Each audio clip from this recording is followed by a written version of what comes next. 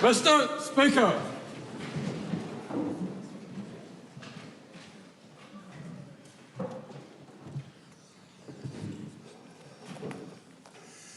Almighty God, we give thanks for the blessings which have been bestowed on us. Laying aside all personal interests, we acknowledge the King and pray for guidance in our deliberations, that we may conduct the affairs of this House with wisdom, justice, mercy and humility for the welfare and peace of New Zealand. Amen.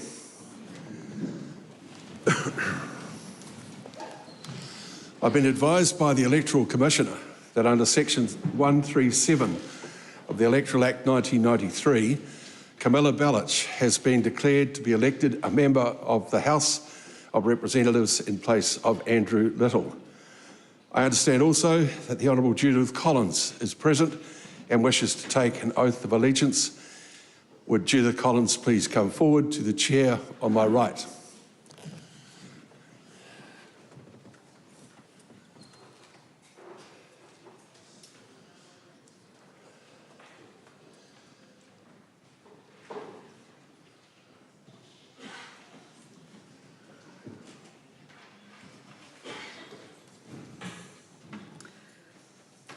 I, Judith Ann Collins, swear that I will be faithful and bear true allegiance to His Majesty King Charles III, his heirs and successors, according to law. So help me God. Congratulations. Thank you very much. Thank you.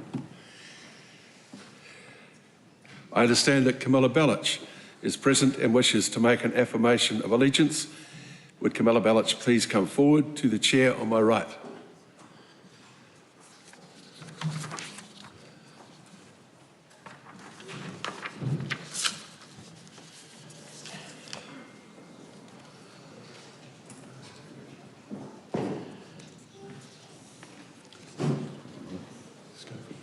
Kua hau, ko Camilla Vera Fesley-Bellich. E ki ana I rongi te pono, I te tika, I te ngākau tapatahi, me ta whakau anō, ka noho pirohanga, ka noho pūmau, kia kingi, tiare te tuatoru, me tōna kāhui whakaeke I ai ki te ture. Well done. Congratulations. House might like to congratulate those members on their...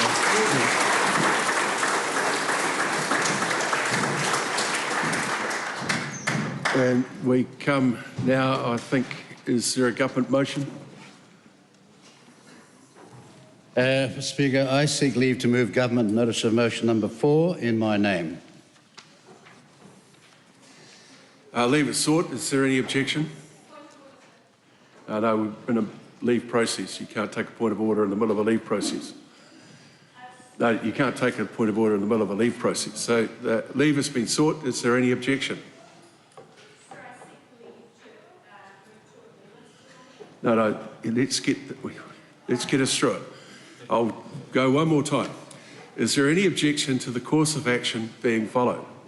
There appears to be none. Sir.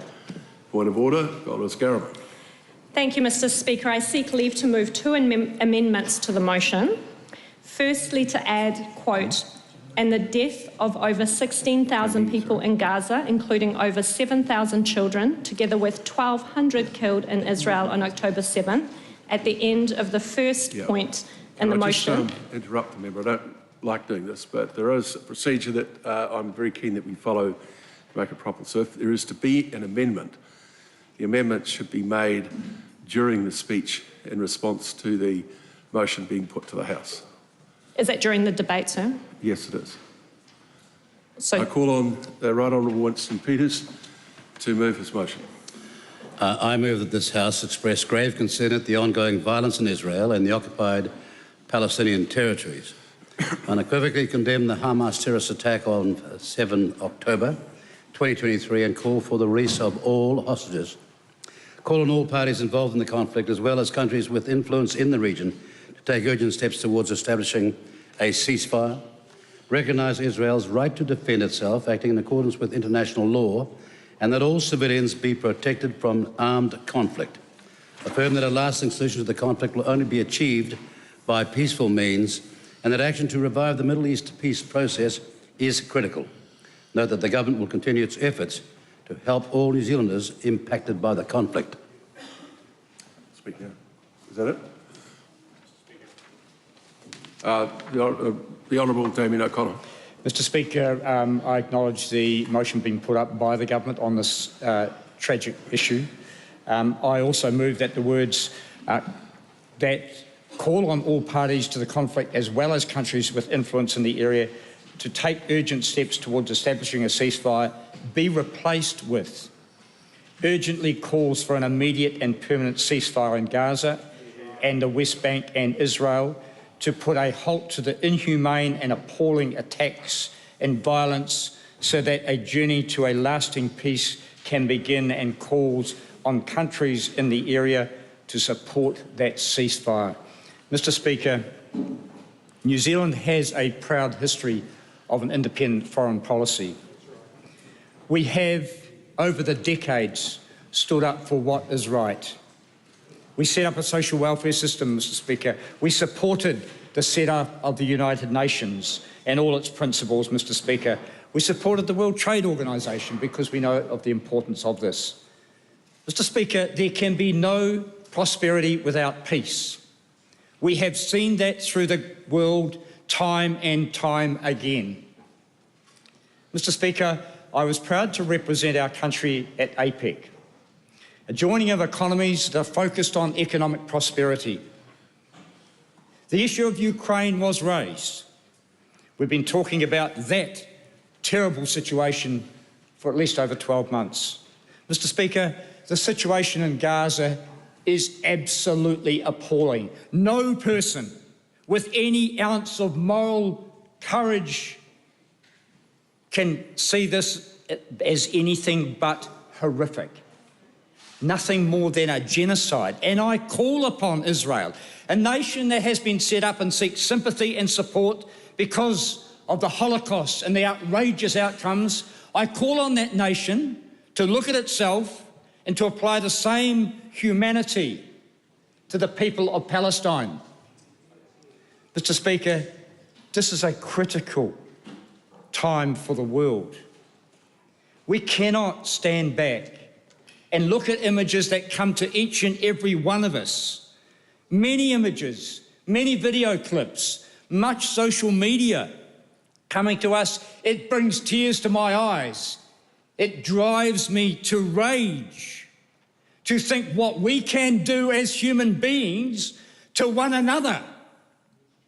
We were appalled by what happened in the 1940s, the Holocaust. How then can a nation impose that upon another race of people? Mr Speaker, we have as a nation supported a two-state solution. We'll continue to do that. We must respect the rights of the people of Israel and the people of Palestine. But bombing and killing and slaughtering women and children who have nothing to do with this other than have been born as a Palestinian, that is outrageous. And we as a country have been a little slow in calling for a ceasefire. That is the very minimum. Because until a ceasefire is imposed and people can sit down and talk, Mr Speaker, there can be no peace and there can be no prosperity, there can be no humanity. Just look at the eyes and the faces of young children who have lost their parents, who don't know what is going on around them, who we pray, may have a future life somewhere. How will they address those atrocities, that horror into the future? Mr Speaker, I'm proud to be here, and I'm sure everyone in this House is here for the right reason. We've come here to build a better world. We are lucky to be an island nation, a long way from both of those major conflicts. But if we think we can prosper as an island nation without peace elsewhere in the world, we are kidding ourselves. We acknowledge that in trade. Well, we have to acknowledge it in humanity. So I acknowledge the government's notice of motion, and on behalf of the Labour Party, we support the call for a ceasefire, a call to an end to this depravity this genocide, this slaughter. That's what it is. No nice words can change the reality of that for women and children and innocent people in Gaza and now increasingly in the West Bank. There is no excuse for what might have started this. But you can look at the Prime Minister of Israel, who's been under suspicion of corruption and bribery since 2019, and ask the question, well, people think this is horrific. What I say is look to the causes of why we could do this to innocent women and children, why anyone would. It is impossible almost to understand, but we have to identify the causes and call on nations who share our quest for a humane and peaceful world to do everything they can to try and firstly impose a ceasefire and then to impose a process of peace that will bring some harmony to the people in the Middle East. I call on the Honourable Marama Davidson. Haere ki ngā mate, haere, haere, haere atu rā. Ngā mokopuna, ngā tamariki, ngā kaumātua, ngā tāne, ngā wahine, I patu, I mate. Haere, haere, oki oki mai. Hoki mai, kia mātou, kia tātou, ngā kanuhi ora, kia atu tika. Kia atu tika. Ki te whakamana I te haerenga mō ngā mokopuna o Palestine me ngā mokopuna o Israel ki te noho pai. Thank you, Mr. Speaker. I stand to take a call and firstly, Mr. Speaker, seek leave to move 2 amendments to the motion. Firstly, to add quotes. You don't need to seek leave. No, you don't need to seek leave. It's a debate. Okay. To amend, firstly, quote, and the death of over 16,000 people in Gaza, including over 7,000 children, together with 1,200 killed in Israel on October 7, at the end of the first point in the motion expressing grave concern. And secondly, to replace the text, quote, recognise Israel's right to defend itself, acting in accordance with international law, and that all civilians be protected from armed conflict, with, quote, recognise that targeting civilians, schools, and hospitals constitutes a war crime and can never be considered self-defence. Mr. Speaker, to accept the sacrifice of the children in Gaza is humanity giving up.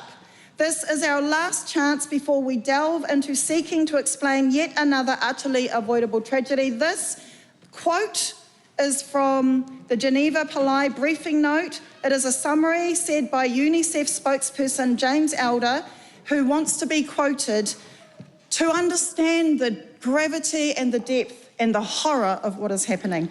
How else are all of the innocent people on the ground in Gaza meant to understand this as anything other than genocide?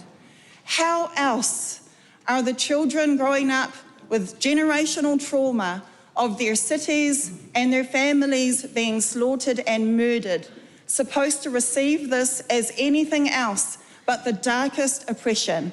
How else are innocents in Gaza supposed to be receiving the deprivation of water, health supplies, basic shelter, basic humanities, than anything other than not just a right to defend, but a right to obliterate? How else are they supposed to receive that? They're not even interested in international law, even though we should stick to it. They don't know what international law is at this very moment. All they know is absolute murder and genocide and slaughter that is happening to them now. That's all they know. And that is not just something that started after October 7, Mr. Speaker. This is decades of oppression by the Israel government over the occupied territories of Palestine. Yeah, look, and as tangata whenua, sorry to interrupt the we member. understand. Sorry to interrupt the member. There is a motion on the floor, and the debate requires that you speak to the motion. You speak to your amendments, but you're going well beyond the intention of those amendments at the moment. I appreciate that. Thank you, Mr. Speaker. The self-defence narrative, then. We utterly condemn all violence. And I am a former Prevention Violence Minister, of course, and have since the start condemned all violence, including the attacks by Hamas on October 7. But it is intolerable and grotesque to suggest the actions of the Israeli government are self-defence. This is retaliation against civilians, and the international community has a duty to not let it continue.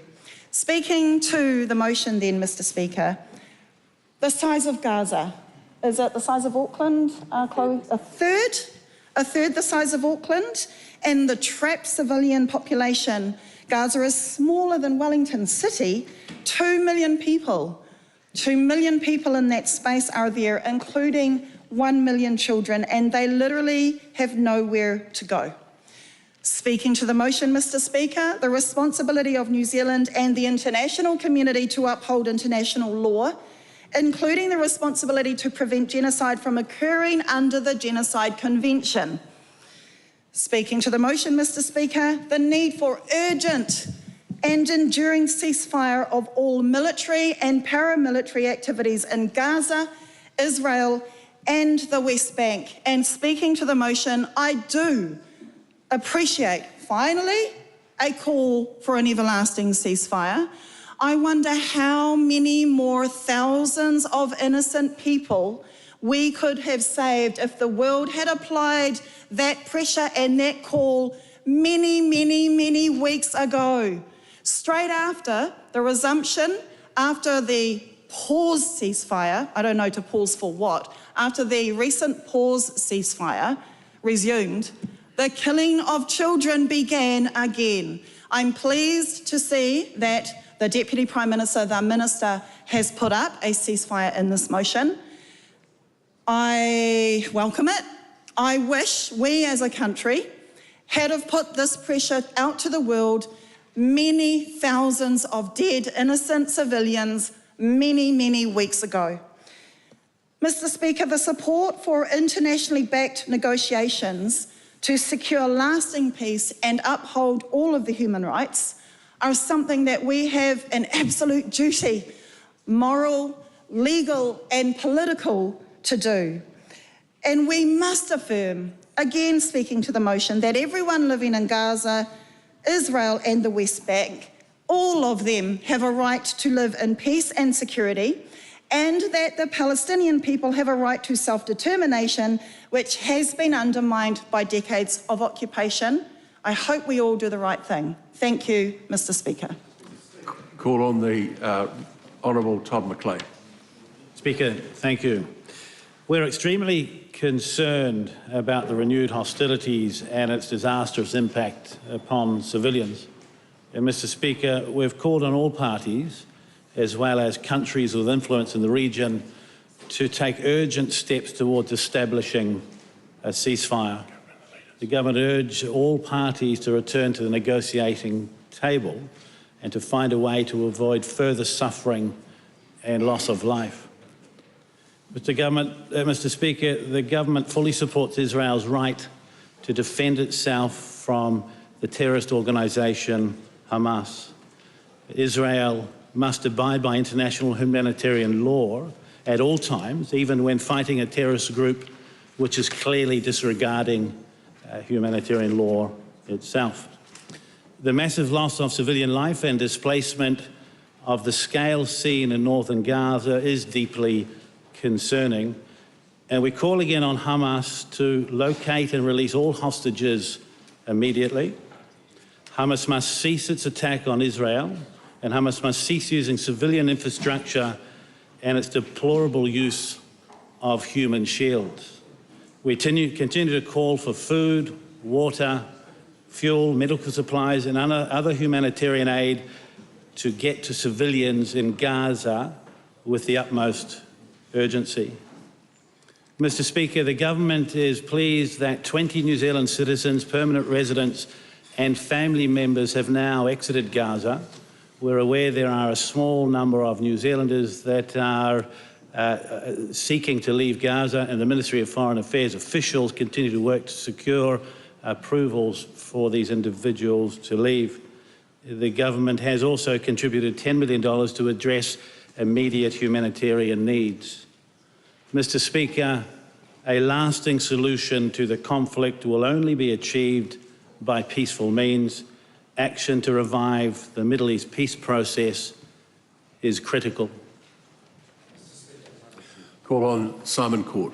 Thank you, Mr. Speaker. The ACT Party supports this motion, but I would like to point out there are some real problems with the discourse that has been had in New Zealand over the past few months since the 7th of October. What many have described as an occupation of the land of Israel, Israeli people, Jewish people, call home. The trauma of October the 7th has reignited the worst memories of the Holocaust, not just in New Zealand's Jewish community, but in Jewish people around the world. The majority of Jewish people in New Zealand see those attacks as an existential threat on Jewish people around the world. The sense is that if Israel is not able to survive this attack and these ongoing attacks, then it will be harder for the Jewish people to survive. And by extension, if a Western liberal democracy like Israel falls to the terrorist attacks of a group like Hamas and its supporters, to the missiles, to the kidnapping, the hostage-taking, and all the abominable crimes against civilians, then what hope does a small nation of 5 million like New Zealand, a similar Western democracy, have if we were to accept the fall of the nation of Israel? Anti-Semitism has gone through the roof in New Zealand in the past few months. I've had reports that there are incidents where Jewish children in New Zealand's schools have been bullied for their belief and culture. On the streets here in New Zealand, there's been a sense of mob rule at times, where even elected members of the New Zealand Parliament have felt free to use Hamas slogans like "from the river to the sea," which, if you take Hamas seriously, and we should, do mean the eradication of Israel and its people. But it's not just Israel and her people who have suffered under Hamas. Dozens of citizens from other countries were killed or captured and are being held as hostages right now. 2 million people are being held hostage in Gaza right now by Hamas, a murderous dictatorship akin to ISIS. Institutions and representatives we rely on and trust to uphold the rule of law and protect us are failing to stand up for what's right. We should call for peace in the land of Israel and between Israel and her neighbours. We should call for the return of the hostages, and we should call for those who choose death over life what they are, terrorists. Because there can never be a lasting peace between Israel and her neighbours until Hamas, Hezbollah and their enablers, Iran, officially, formally recognise Israel's right to exist. There are precedents for this. Jordan and Egypt both went to war with Israel with the intention of eliminating the Jewish state many times: 48, 1956, 67, 73. In 1988, Jordan became the second Arab state after Egypt to formally sign a peace treaty with Israel, recognising that nation's right to exist and establishing security relationships. There are precedents, but what it takes is for both sides to recognise each other's right to exist as a precursor for a lasting peace.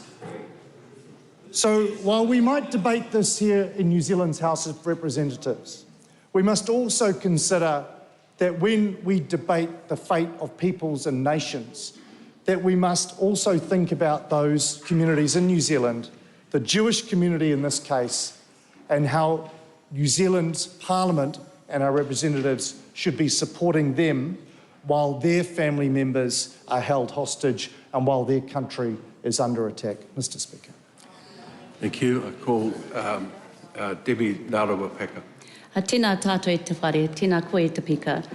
I stand to speak to the motion before us, and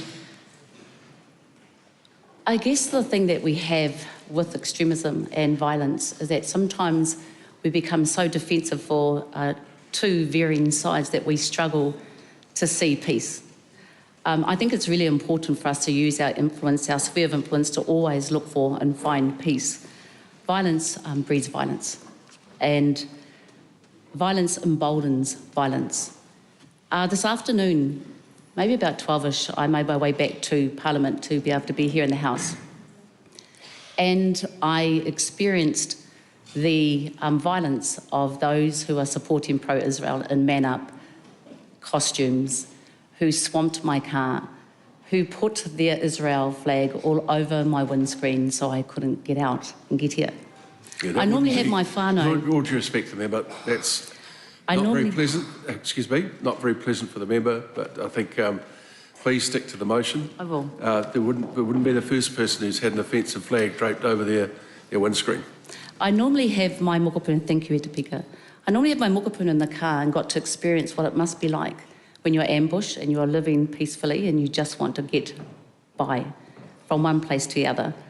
We cannot let peace become so hard, so out of reach, that we lose track of what it is that we're truly debating. And we cannot let those who profit from war and who don't seek peace until we sit here and take stock and choose not to ignore what we see going on. We are seeing, all of us collectively, some of the worst horrific violence, amputations, limbs of children, people desperately sharing what it is that they're experiencing, so the rest of the world take heed and do what we can to cease fire and fight for peace. From our perspective, that is about ending genocide. We have seen 16,248 Palestinians being killed. 7,112 of them are children. Every child killed today would still be alive if we had have done what was right by peace and ceasefire, end genocide, help them to find the right solution by sitting back and doing nothing. And it doesn't really matter who's taking and who's attacking right now, because neither governments in Aotearoa have shown leadership towards what it is that we need to do. We need to be vocal in ending all violence. We need to be vocal in making sure that people are not triggered and extremes in the way that they're able to go about and be so comfortable about disputing who's right or who's wrong. We're seeing the bombing of hospitals. We're seeing the bombing of homes, refugee camps, schools, churches, for goodness sake. That's not self-defence. The use of white phosphorus in densely populated areas is not self-defence. Collective punishment of civilians by cutting off food, water and medical supplies is not self-defence. The murder of tamariki, no matter whose tamariki they are, is not self-defence. We are witnessing the ethnic cleansing and the attempted genocide of a people, the Palestinian people. And as a descendant of Parihaka, I must and always will use my sphere of influence to stand for peace. And I know there can be no peace without justice. And there is debate about who's occupying who. From our perspective, Israel's colonial occupation of Palestine lands, engineered by the British Empire, has led to decades of pain, suffering and bloodshed. We have empathy with that journey. We have empathy with that history. We have connection with that history. The genocidal rhetoric of Israel ministers and officials is well documented. I haven't made this up. The attempts to dehumanise an Indigenous people of Palestine of all faiths and religions must be resisted.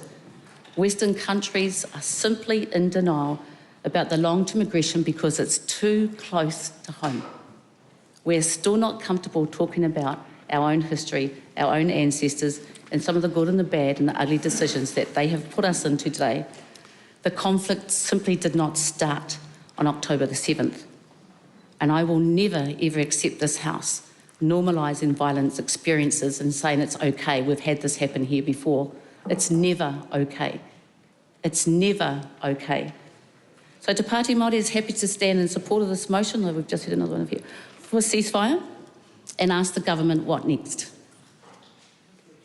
Every world leader has refused the call for a ceasefire. What is this government willing to do? To exert pressure on our allies who will ignore this call. The United States has poured billions of dollars into Israel's military. There's a brutal occupation going on. There's savage violence happening. We can no longer provide political cover for US-funded imperialism. We can't sit here and act as if we're not connected to it. You know, and we all know, that Te Pāti Māori has asked to expel the Israeli and US ambassadors and recalling the Israel consulate until a permanent ceasefire is agreed, not a pause, a permanent. It means recognising the state of Palestine. God, how low you get. As we recognise the state of Israel in 1949. Never, ever is it okay to ever have violence against anyone, and not a single one of our histories is pure. But what we should do is learn from our history and what we do with our influence today. What is stopping the government right now from introducing Israel sanctions bills to Parliament, just as we did in response to Russia's invasion of Ukraine, or creating a special visa category for Palestinians displaced by this war, as our allies in Australia have done, as we also did for Ukraine? Imposing economic sanctions is something the government must consider if you are intent on this actual motion being pono and being tika. We cannot, as tangata whenua, we'll always support Indigenous peoples. I don't know why you keep getting really uncomfortable with that. No, that's who we are. Think about the use of the term Te Pāti, we. Think about the use of the word we. I don't know. You, sorry. Thank you, we. I don't know why we are comfortable with that. Thank you. Te Pāti Māori will continue to fight against the atrocities of violence, colonisation, the intergenerational trauma and extremism it produces. We will always stand for peace. We will always remind us that we must look for peace and amongst all our differing opinions here. Te Pāti Māori will also stand in solidarity with the people of Palestine, our arohas, all those who have lost whānau and friends in this horrific, long, dragged-out war. Our kōtahitangas with the Indigenous communities fighting for their survival in the Palestinian occupied territories. From the river to the sea, Palestine must be free. Kia ora rā. Members, all members will be aware that relevance and debates are important. There is an amendment, there is a motion, and there are 3 amendments to it. And I would encourage the whole House to recognise that there is a collective will being expressed by all speakers, whether the words used by each are similar or not.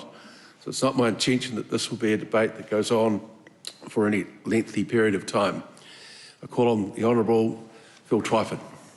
I move that after the words "action to revive the Middle East peace process is critical," the addition of the following words: "and that process must seek a just and lasting peace that recognises the existence and self-determination of Israelis and Palestinians.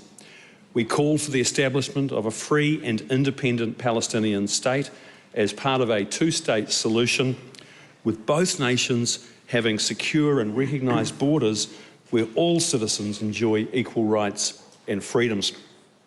Mr. Speaker, I want to talk about the day after the ceasefire that I hope will come soon. What then? There's no viable status quo to go back to.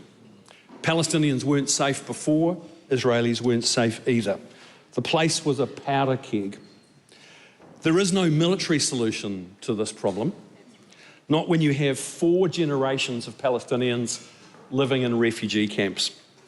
Bombing people into oblivion will simply breed extremism. The endless cycle of violence cannot be allowed to go on. A new peace process must address the underlying cause of this conflict, and that is the denial of the Palestinian right to self-determination. Yes, there are people on both sides of this conflict who do not accept the right of the other to exist. That is the sad truth. But they must not be allowed to prevail.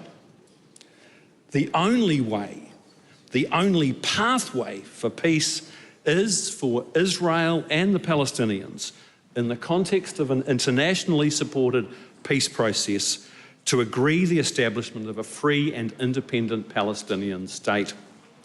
Both Israelis and Palestinians deserve to live in peace with internationally recognised and secure borders. So many people have invested their hopes in a two-state solution, but too few have spoken out against Israel's illegal settlements in the occupied Palestinian territories. Those settlements have, in a very real sense, undermined the credibility and the viability of a two-state solution. New Zealand has a track record of principled diplomacy in this area. In 2016, under then Minister of Foreign Affairs, the Honourable Murray McCully, New Zealand sponsored a United Nations Security Council resolution which reaffirmed Israel's settlements in Palestinian territory occupied by Israel since 1967 constitute a flagrant violation of international law and, I quote, a major obstacle to the vision of two states living side by side in peace and security within internationally recognised borders. We can use our voice, and it does make a difference. In line with that UN Security Council resolution that New Zealand sponsored, New Zealand should now condemn the illegal occupation of Palestinian territory, demand that Israel immediately cease settlement activities in occupied Palestinian territory, and abide by its legal obligations as an occupying power. In particular, to bring its occupation of all Palestine territories, including in Gaza, to an end as soon as possible. Mr. Speaker, I take heart that New Zealand's Foreign Minister said, I quote, "The desperate need of the Palestinians for peace and statehood is undeniable. We hope that a way will be found to take forward the peace process with the representatives of the Palestinian people." That was the Right Honourable Winston Peters in 2006. I'm confident that even on this most polarised of issues, the great majority of New Zealanders see this for what it is, a long-standing injustice that must be settled if peace is to prevail. I call on the government to resist the nervous and overcautious advice of its foreign affairs officials, who, as always, will be worried about being out of step with Canberra and Washington, and do the right thing. Use New Zealand's voice to speak up on the side of peace and justice, to make the case now, internationally, that the establishment of a free and independent Palestinian state in the context of a two-state solution is a prerequisite to lasting peace in the Middle East. It's the right thing to do.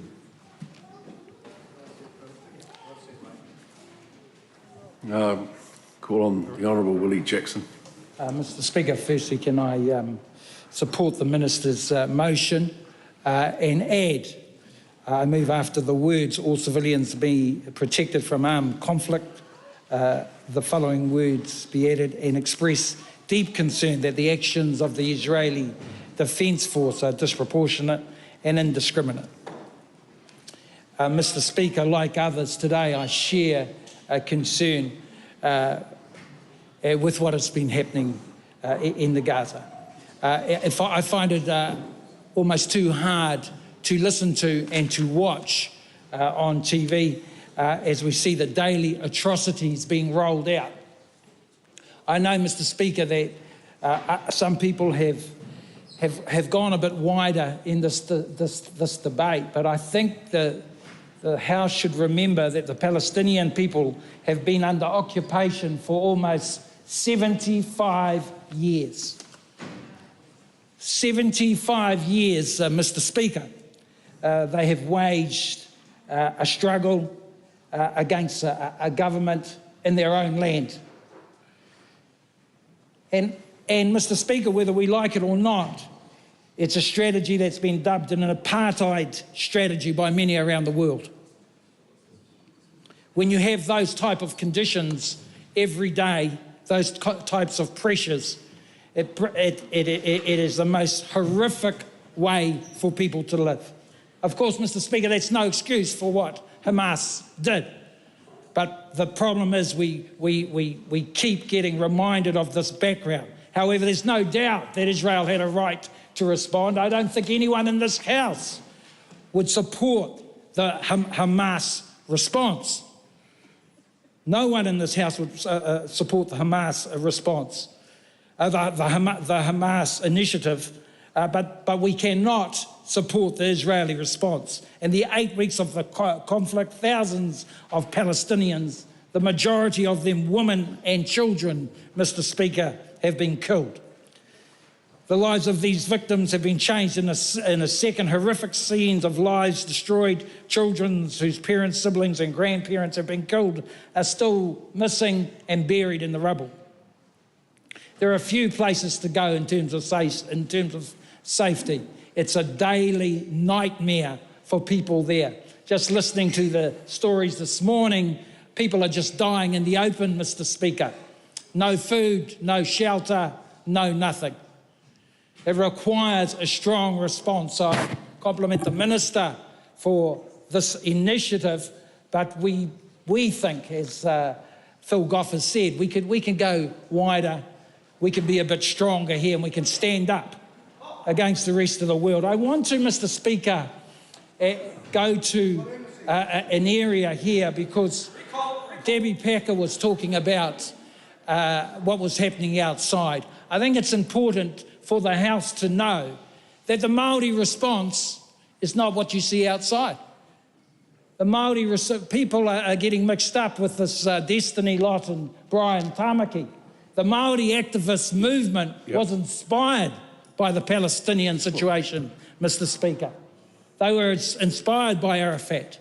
They were inspired by Castro, Mandela, who all supported the Palestinians. You're frightening the House. And that was the Māori movement, Mr. Speaker, and it's important because these people outside are confusing people in terms of the support in terms of this conflict, confusing people. So I'm glad today to tell the House that Māori are very much in support of the Palestinian people, always have been, always will be. And the two-state solution is the only way to go in terms of getting justice and fairness for the Palestinian people. It is one of the biggest tragedies in terms of Indigenous people, in terms of oppressed people in the world today. And I'm glad, and we're glad, particularly our Māori caucus and Labour Party, that this government is making a stand and compliment you today, but we are adding a few words to that, and we hope you take some of those recommendations seriously. Kia ora tātou. As I said before, I don't think this should be a long debate, and so closure is coming, but I'll take the Green Member Gora's Garaman. Thank you, Mr. Speaker. I rise to speak in support of this motion, both as the Green spokesperson for Foreign Affairs, but also as a former international criminal lawyer, but most importantly as a Middle Eastern child who lived under bombs at some point in my life. And I just want to stress and to bring into this chamber that feeling that we have in some parts of the world as those bombs are falling, that our lives matter a little bit less. And so I want us to know that each time a minister moves a motion like this, It matters.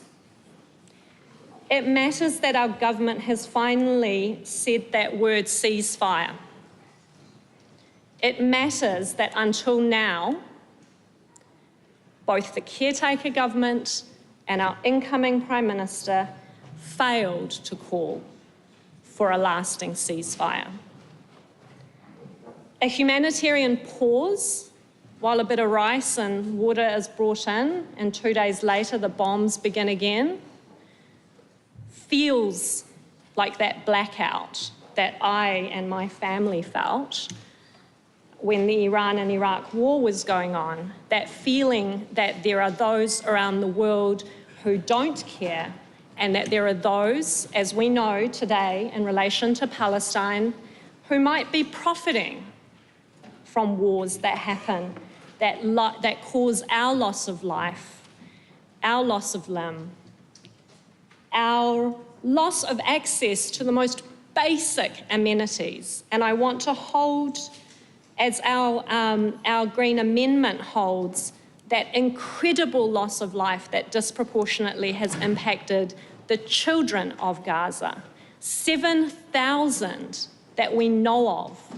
That's not counting those who have not been extracted from under the rubble.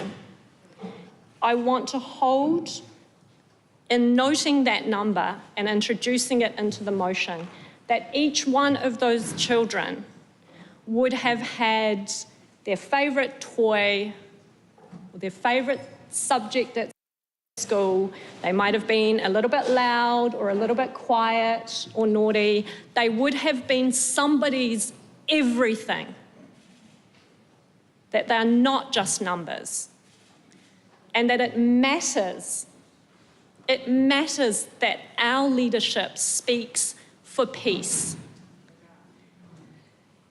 We are a Five Eyes nation. We are an English-speaking Western member of the Commonwealth. We are a member of a beautiful Pacific neighbourhood, many of whom did not vote for ceasefire at the United Nations, in each of those groups. So it matters that we show leadership. We are not just some small island nation. We have relationships. And we have always been at our best when we have led as an independent, principled voice on the world stage. It matters that our Prime Minister, that our Foreign Minister push back on that line of diplomacy that says we have to walk hand in hand with our allies and trading partners as they fail the children of Gaza.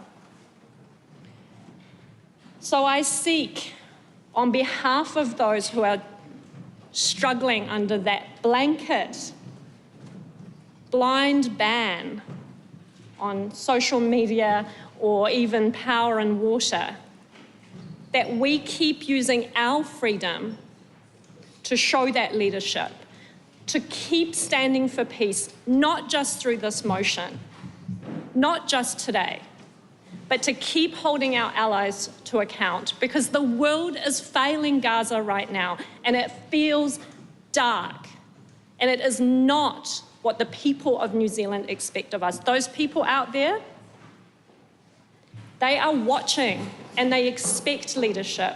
So in supporting this motion and in supporting our colleagues here in Te Pāti Māori, I do want to ask and leave the House with the question of what next. Because every 10 minutes, one of those kids, somebody's everything is killed in Gaza. So this can't be the end of it. Call on Rachel Boyack. Mr Speaker, I move that at the commencement of the motion, the following words be added: that this House express its deep sadness and regret at the loss of life occurring in Gaza and Israel, and recognise the grief of communities in New Zealand who have connections with those in the conflict. Mr Speaker, may I begin today by thanking the Foreign Minister for moving this notice of motion in the House today. The New Zealand Labour Party has been for weeks urgently calling for a ceasefire in Gaza and Israel to put a halt to the appalling attacks and violence so that a journey to a lasting peace can begin. I'm certain I speak for all members in this House when I say that we are horrified at the loss of life in Israel and Gaza. The latest reports have 1,200 people killed as a result of Hamas' attack on Israel on October 7, while at least 16,000 Palestinians have been killed since then, according to the Gaza Health Ministry. Many more have been unlawfully captured, seriously injured and displaced. The humanitarian crisis in Gaza grows worse by the day, with millions unable to access food, water, medical care, shelter and fuel, and trapped in a tiny area the size of Wellington with nowhere to go to. The death toll of children in the conflict is horrific. More than 7,000 Palestinian children have been killed by Israeli forces in Gaza. More children have been killed in Gaza than in all the world's conflicts combined in each of the past 3 years. Mr. Speaker, when I see images of young children in Gaza killed while playing football, I think of my young nephews who are football mad, but who can play the beautiful game here in New Zealand safely and without fear. The children of Gaza deserve hope and a future. Mr. Speaker, the Labour Party acknowledges those New Zealanders who have family, friends, workmates and acquaintances in Israel and Gaza who are affected by the conflict and who are living in fear. Our hearts go out to you, and we stand with you in love during these horrific and distressing times. Mr. Speaker, I am a practicing Christian, and my plea and my prayer is for a Middle East and a Holy Land where people of all faiths, Jewish, Muslim and Christian people of other faiths or no faith, people from all backgrounds, all ethnicities and all walks of life may live together in equality, freedom, peace and safety. We are a proud country of peacekeeping. We are a peacekeeping nation. And Mr. Speaker, we have an obligation as a nation to continue to call for peace in the Holy Land. My parents have travelled to the Holy Land and led pilgrimages in the region where they have met and shared with leaders and ordinary people from all faiths and backgrounds who live and work in the region. People who live and reside in the region do not want this conflict or the death and destruction that the world is witnessing. They want peace. My mother has shared the following prayer with me from the Very Reverend Canon Richard Sewell, Dean of St George's College, Jerusalem, which I'll finish my contribution with today. Sovereign God, we pray for political, military and religious leaders involved in this conflict to show genuine willingness to work towards a better future for all Palestinians, Jews and others living in the region. We long for dignity, mercy, justice, peace and love to triumph. So please grant wisdom and courage to those with authority across the world working to end this war. Amen. I call on the mover of the motion to make a reply, the Right Honourable Deputy Prime Minister Winston Peters. Mr. Speaker, I thank those who have participated in this debate. The irony is, of course, that the background of religious choice involved in this catastrophe is of peoples with prophets who were identical in a former time, and it shows how the divisions have grown over history. When this outbreak of violence and mass murder occurred on the 7th of October, this government was weeks from being formed as the government, despite some of the statements being made in this House today. And we have put out more than this statement as to where we stand. The government's position is set out in the motion before the House today, and it's in accord with the Secretary-General of the United Nations statement of 4 December, just 3 days ago, when he said the Secretary-General reiterates his call for a sustained humanitarian ceasefire in Gaza and the unconditional and immediate release of all remaining hostages. What we want in this debate is sincerity, understanding and insight, and not virtue signalling. And I want to reference someone who made a statement, and I was watching it. He's a leader of the Labour Party in the UK, and Keir Starmer said this: all sides must work for a return to cessation that would allow for the release of more hostages, provided much needed time and space to tackle the humanitarian crisis in Gaza, and open a dialogue for a political solution that provides for a long-term cessation of hostilities. We will only reach that long-term solution if Israel is assured that Hamas cannot carry out an attack like October 7 ever again. Those who can influence Hamas must demand they release the remaining hostages immediately. That's Keir Starmer from the UK Labour Party, someone whose opinion I do respect, and I think we should respect, because he's put his finger on it. Can I say as well that the Honourable Phil Twyford's amendment we will accept because it adds to the original motion when we do think that others do not add anything more than what we're trying to say as a country.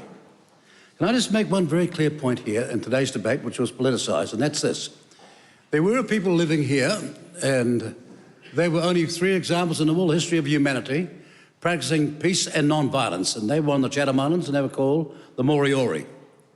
Some of us might remember who they were, because the last one died, and I happen to be privileged to have gone to the home in which he died, but the last pure Moriori died in 1936. Now, why am I saying it? Because there are people here who know who invaded the Moriori and ruined their peaceful existence, and stop lecturing to us as though somehow they're perfect and the rest of us are not. Yeah, that's if we're going to go anywhere in this debate in this Parliament... Yeah, remember I was speaking with the member made that call, just probably come back to the motion a little bit more would be very helpful to the House. Mr Speaker, I'm happy to come back to the motion, but I'm not going to sit here and be lectured to in the time motion and the rules of this House, where there was a huge detour and deviance while we were lectured to. So let's get back to the motion we're talking about. And the motion we're talking about is the one before the House today. And Mr Speaker, I thank those, and I thank Mr Twyford in particular for his clear and additional statement. The question is that the amendments, or the amendment moved by the Honourable Damien O'Connor is agreed to. Those in favour will say aye. Aye. To the contrary, no. The noes have it. The party vote is called for. The clerk will conduct the party vote. New Zealand National. 48 against. New Zealand Labour. 32 votes in favour. Green Party of Aotearoa New Zealand. 14 in favour. ACT New Zealand. 11 against. New Zealand First. 8 votes opposed. Te Pāti Māori. 6 votes in favour.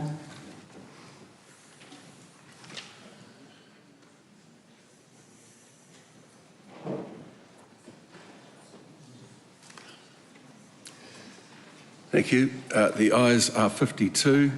The noes are 67. The amendment is lost.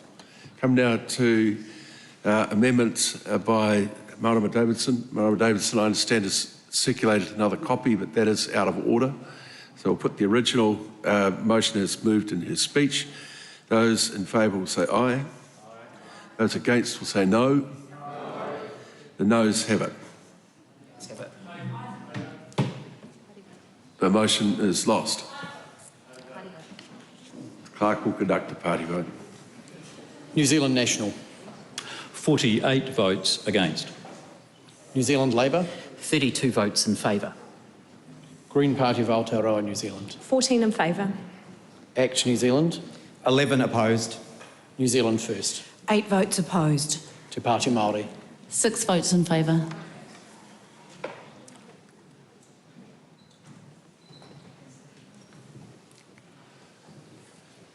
The ayes are 52, the noes are 67. The amendment is lost.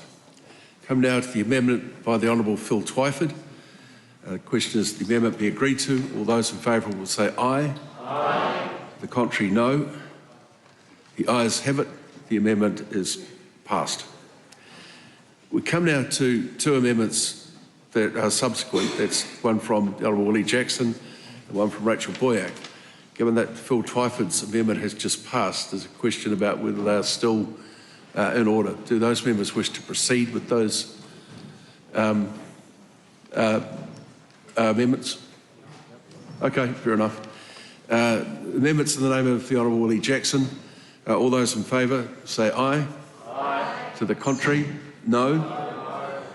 I'll call it the noes have it. Noes have Party vote. Party vote is called for. Clerk will conduct a party vote. New Zealand National. 48 votes opposed. New Zealand Labour. 32 votes in favour. Green Party of Aotearoa, New Zealand. 14 in favour. Act New Zealand. 11 opposed. New Zealand First. 8 votes opposed. Te Pāti Māori. 6 votes in favour.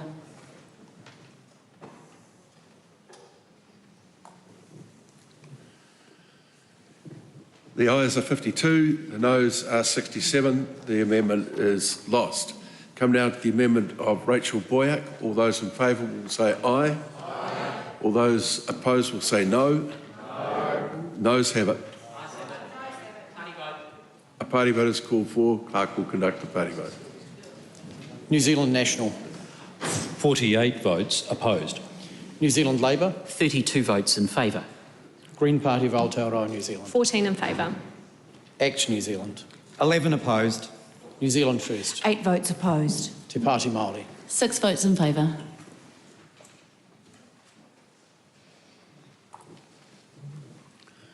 The ayes are 52, the noes are 67. The motion is lost. We come now to the motion as amended. All those in favour will say aye. Aye. Those against will say no. The motion is agreed. The Right Honourable Chris Hipkins. Mr Speaker, I have two matters of order regarding the debate that we have just held to raise with you. The first is, I think, in the 5.5 odd years that I was Leader of the House, I cannot recall a situation in which I put a government notice of motion before the House without first discussing that with the Business Committee and seeking some agreement as to how that motion was to be handled and who was to speak on that motion. My understanding is that there was a discussion at the Business Committee this week and that on this particular motion or a variant thereof, and there was agreement that it would be deferred until next week, and that the government subsequently decided to pursue the course of action that they have today. That has a number of implications for the House, and actually, it first of all is a breach of good faith across the House. But the second is it would actually mean that potentially members on this side of the House might have made different decisions. You'll see my question number 1, for example, was lodged on the basis that we were not going to be having the debate that we had just held because that is what the Business Committee had agreed. And so I would ask you and the Business Committee to reflect on the process for how motions like this should be handled. The second of which is that you invited the mover of the motion to respond at the end of the debate. Now, I happen to agree that that was an appropriate course of action. However, the standing orders does not allow for that. This was not a ministerial statement. It was a motion before the House. The standing orders are very clear that members can only speak once before in a debate on a question. So 2 things.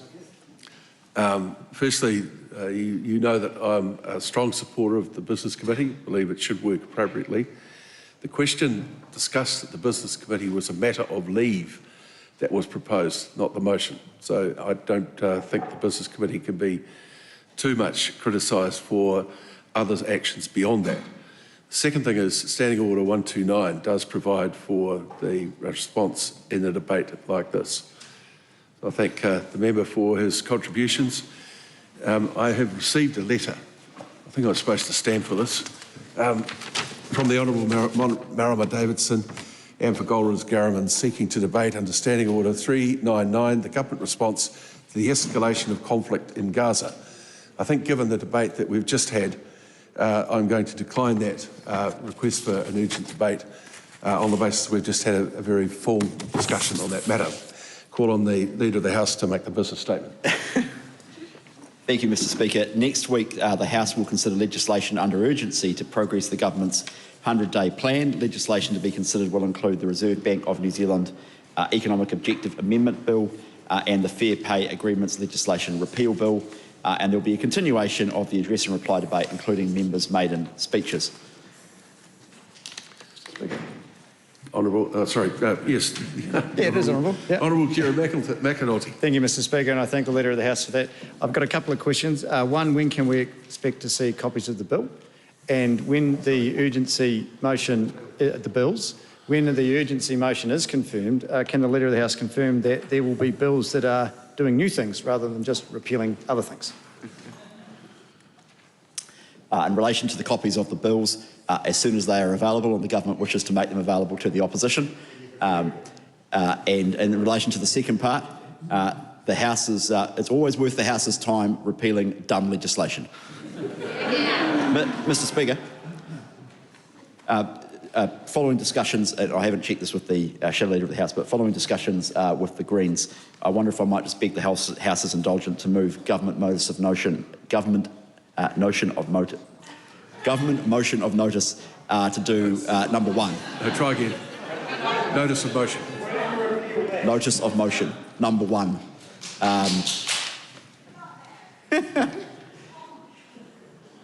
Which is the appointment of Tiana Tuiono as a Assistant Speaker. Well, is there any objection to that course of action? There appears to be none. Go ahead.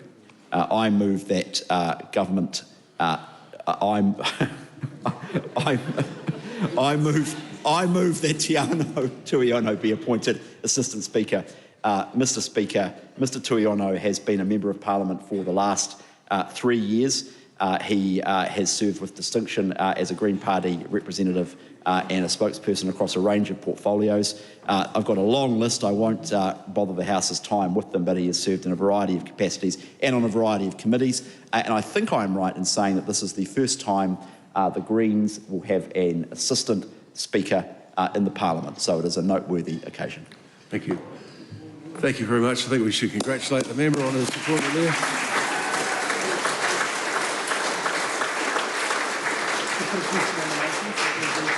Oh, sorry, okay, I've just mucked up. So the question is that the motion should be agreed to. I'll take that as read, thank you. A petition has been delivered to the clerk for presentation. Petition of Brian Tamaki, requesting that the House urge the government to designate the political wings of the Hamas and Hezbollah movements as terrorist organisations and pass legislation that expels members of Parliament who support any activities of designated terrorist organisations. That petition stands referred to the Petitions Committee. Ministers have delivered papers.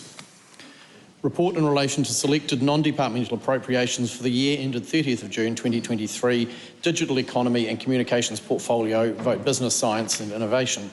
2022-23 annual reports for the Climate Change Commission, Diversity Works, Environmental Protection Authority and the Ministry for the Environment. I present to the House the 2022-23 annual report of the Controller and Auditor General and the Controller and Auditor General's report on the inquiry into Callaghan Innovations procurement process. Those papers are published under the authority of the House. There are no Select Committee reports. There is a bill for introduction. Local Government Facilitation of Remote Participation Amendment Bill, introduction. That bill is set down for first reading. We come now to oral questions. The first, in the name of the Right Honourable Chris Hipkins. Thank you, Mr. Speaker. To the Prime Minister, does he stand by his statement, we also want to see steps made towards a ceasefire? Yes, I do. And like everyone in this House, I am absolutely appalled by the human tragedy that has unfolded in Israel and Gaza since the 7th of October. And I just think the images on our TV screens are incredibly distressing and confronting for all of us as New Zealanders to watch. And I especially regret that the parties have not been able to agree a further extension to the recent pause in fighting. Supplementary, Mr. Speaker.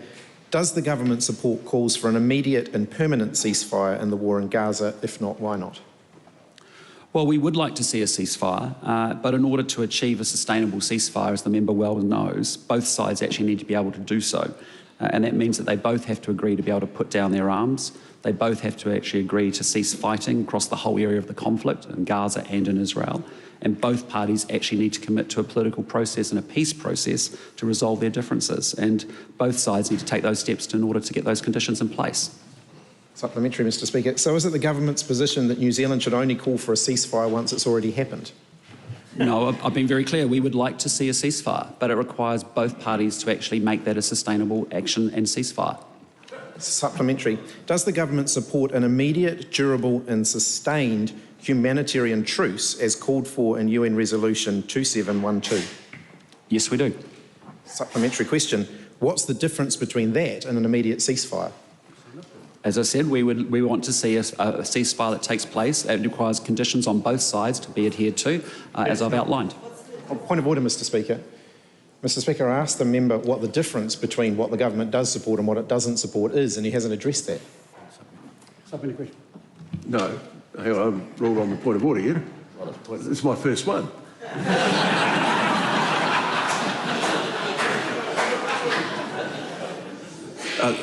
That unfortunately is the lot of anybody asking an oral question. Supplementary, Mr. Speaker. No. I called him. Yeah. Supplementary.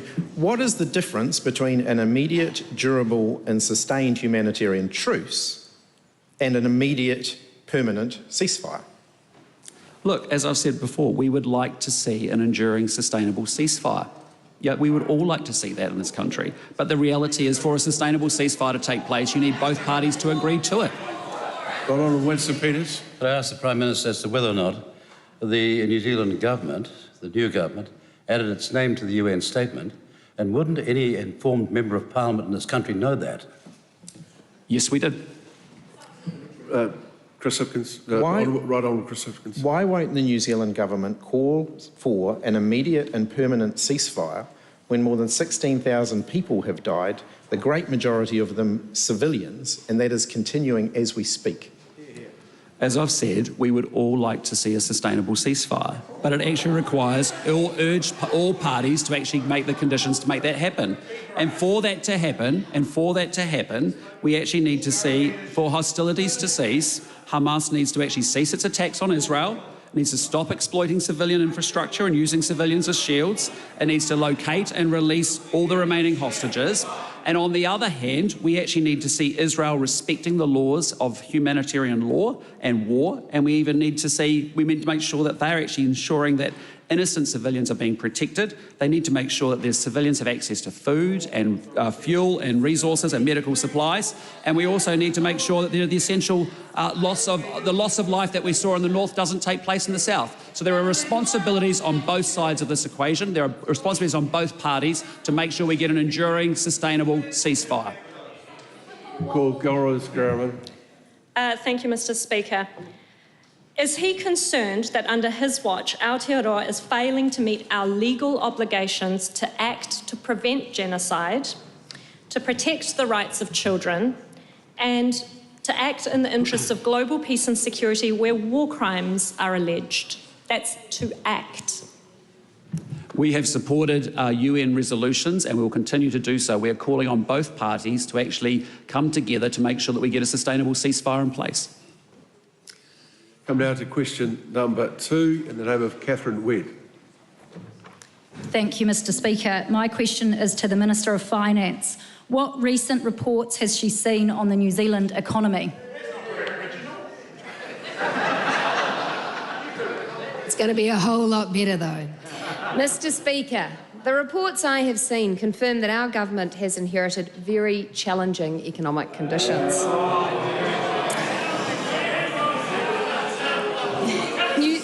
New Zealanders are struggling with a cost of living crisis and persistent inflation that has been outside of the Reserve Bank's target range for 2.5 long years.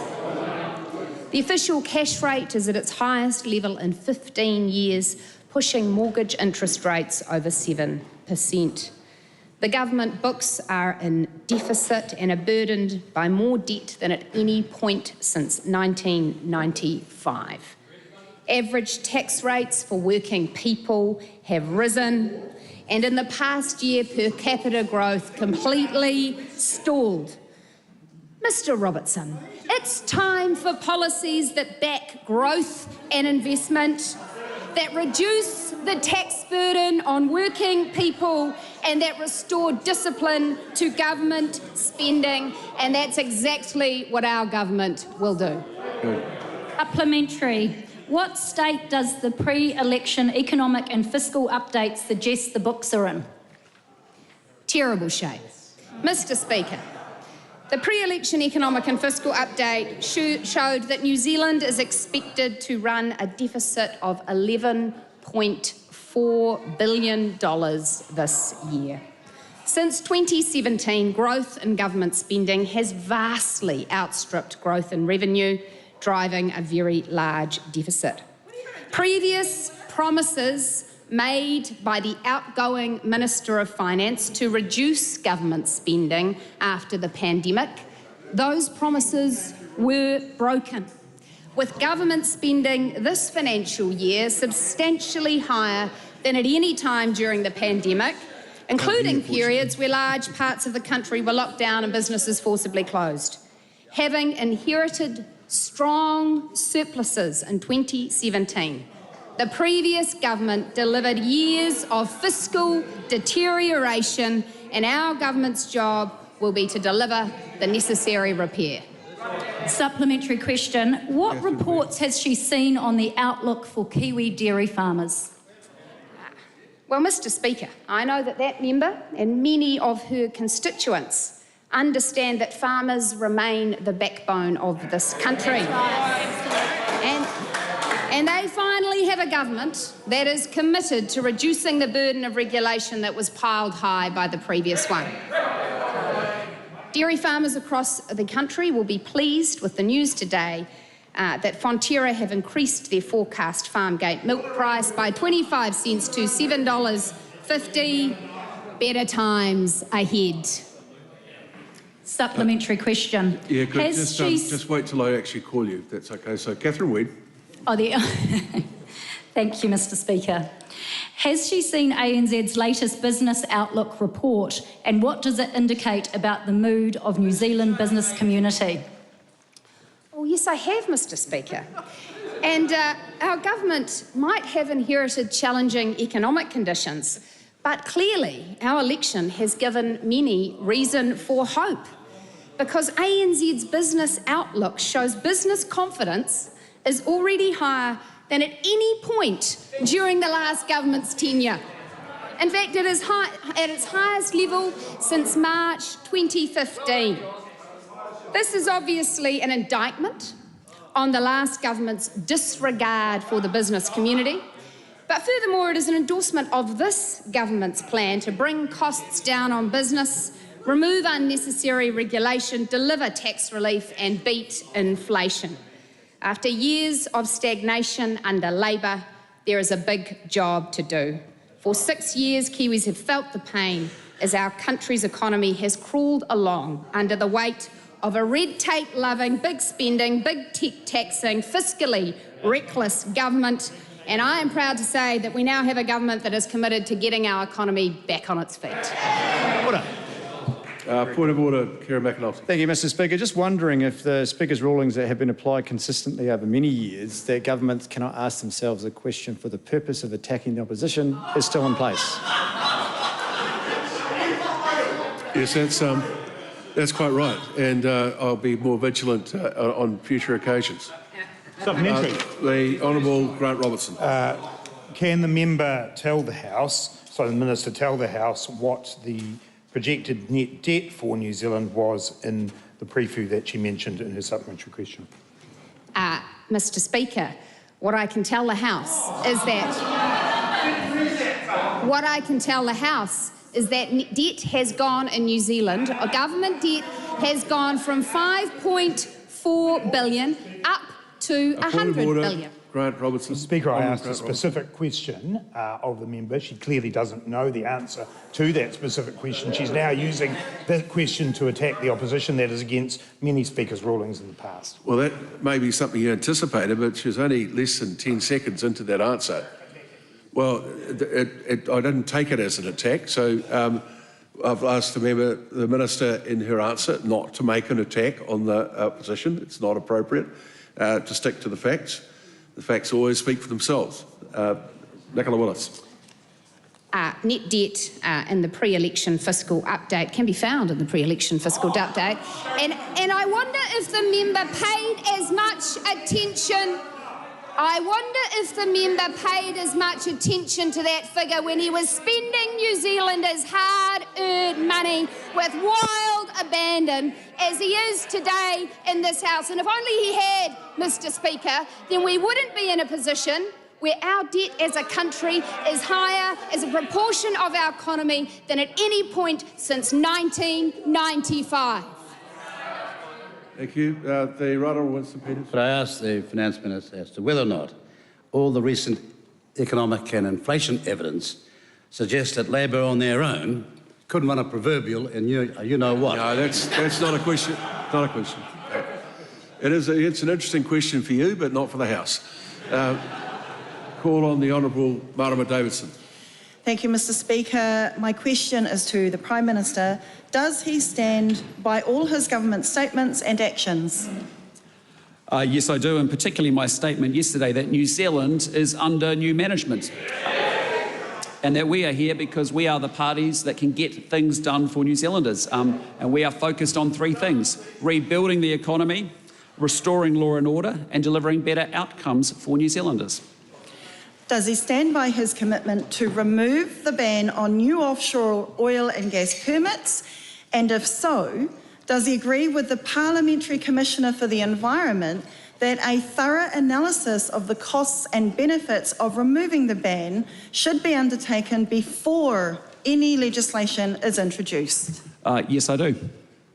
Is he committed to the principles in his coalition agreements of rigorous cost-benefit analysis and basing decisions on data and evidence? And if so, does he accept the advice of the International Energy Agency from 2021 that if governments are serious about the climate crisis, there can be no new investments in oil, gas and coal from now?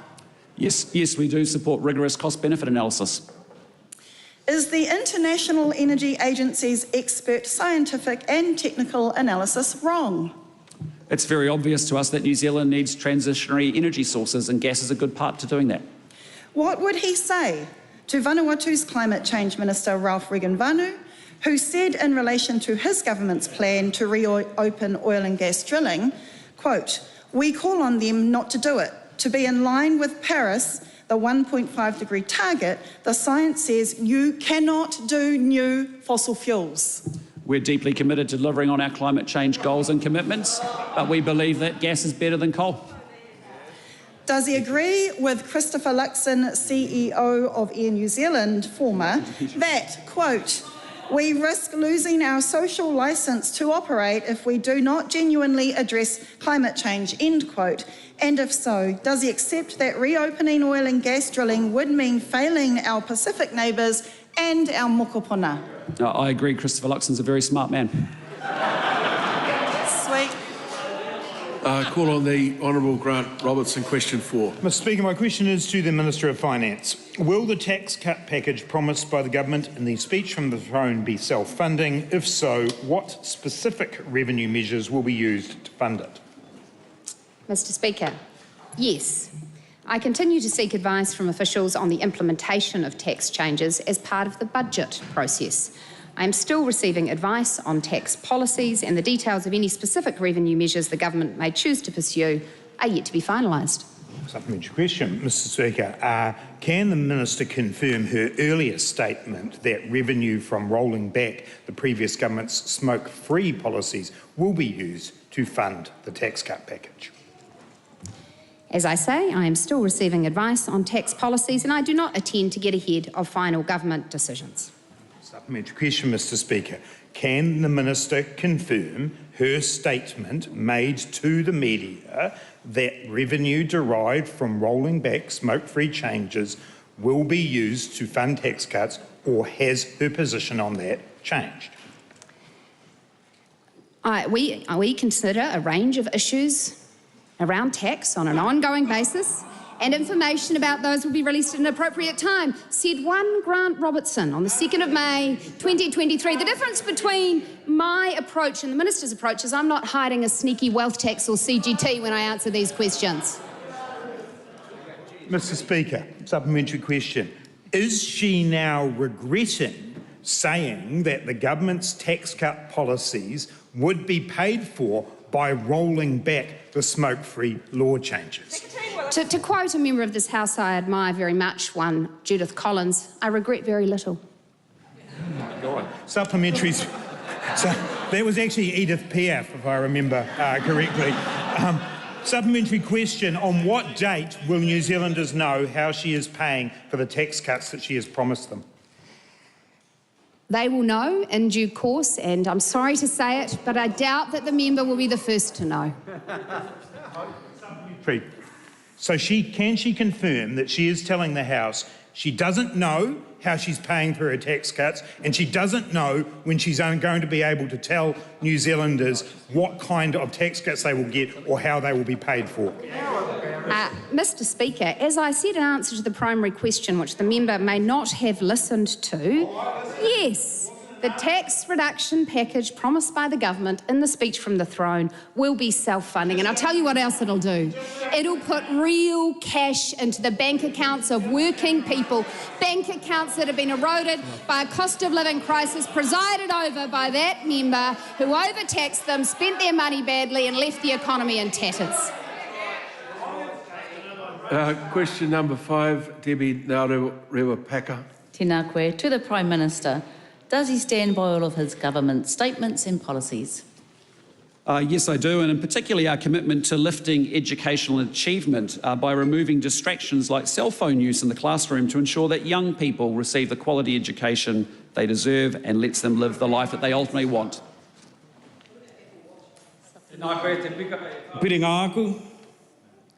Supplementary question.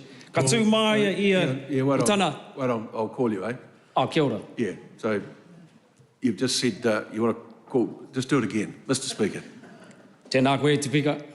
I call Taku te Whiras. Tēnā koe ho. Yep, sorry mate. He tāpiringa aku.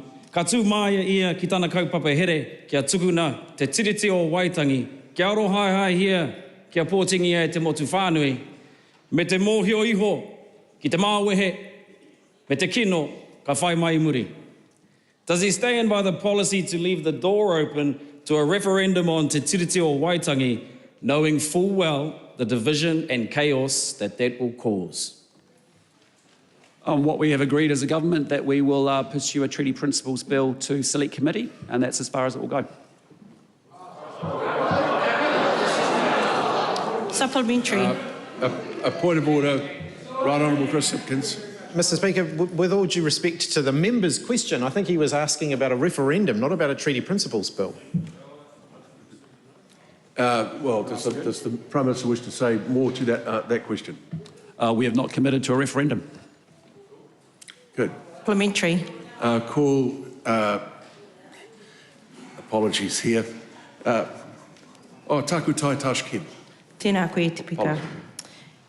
How can he stand by the decision to disestablish Te Aka Whaiora, the Māori Health Authority, when it is an example of tangata whenua stepping up and being the solution to persistent inequalities in health outcomes? Because our government is determined to see improved outcomes for Māori, but we don't believe the Māori Health Authority is the best way to deliver that. Supplementary. Call Maria Meno Kapu. Tēnā koe te pika.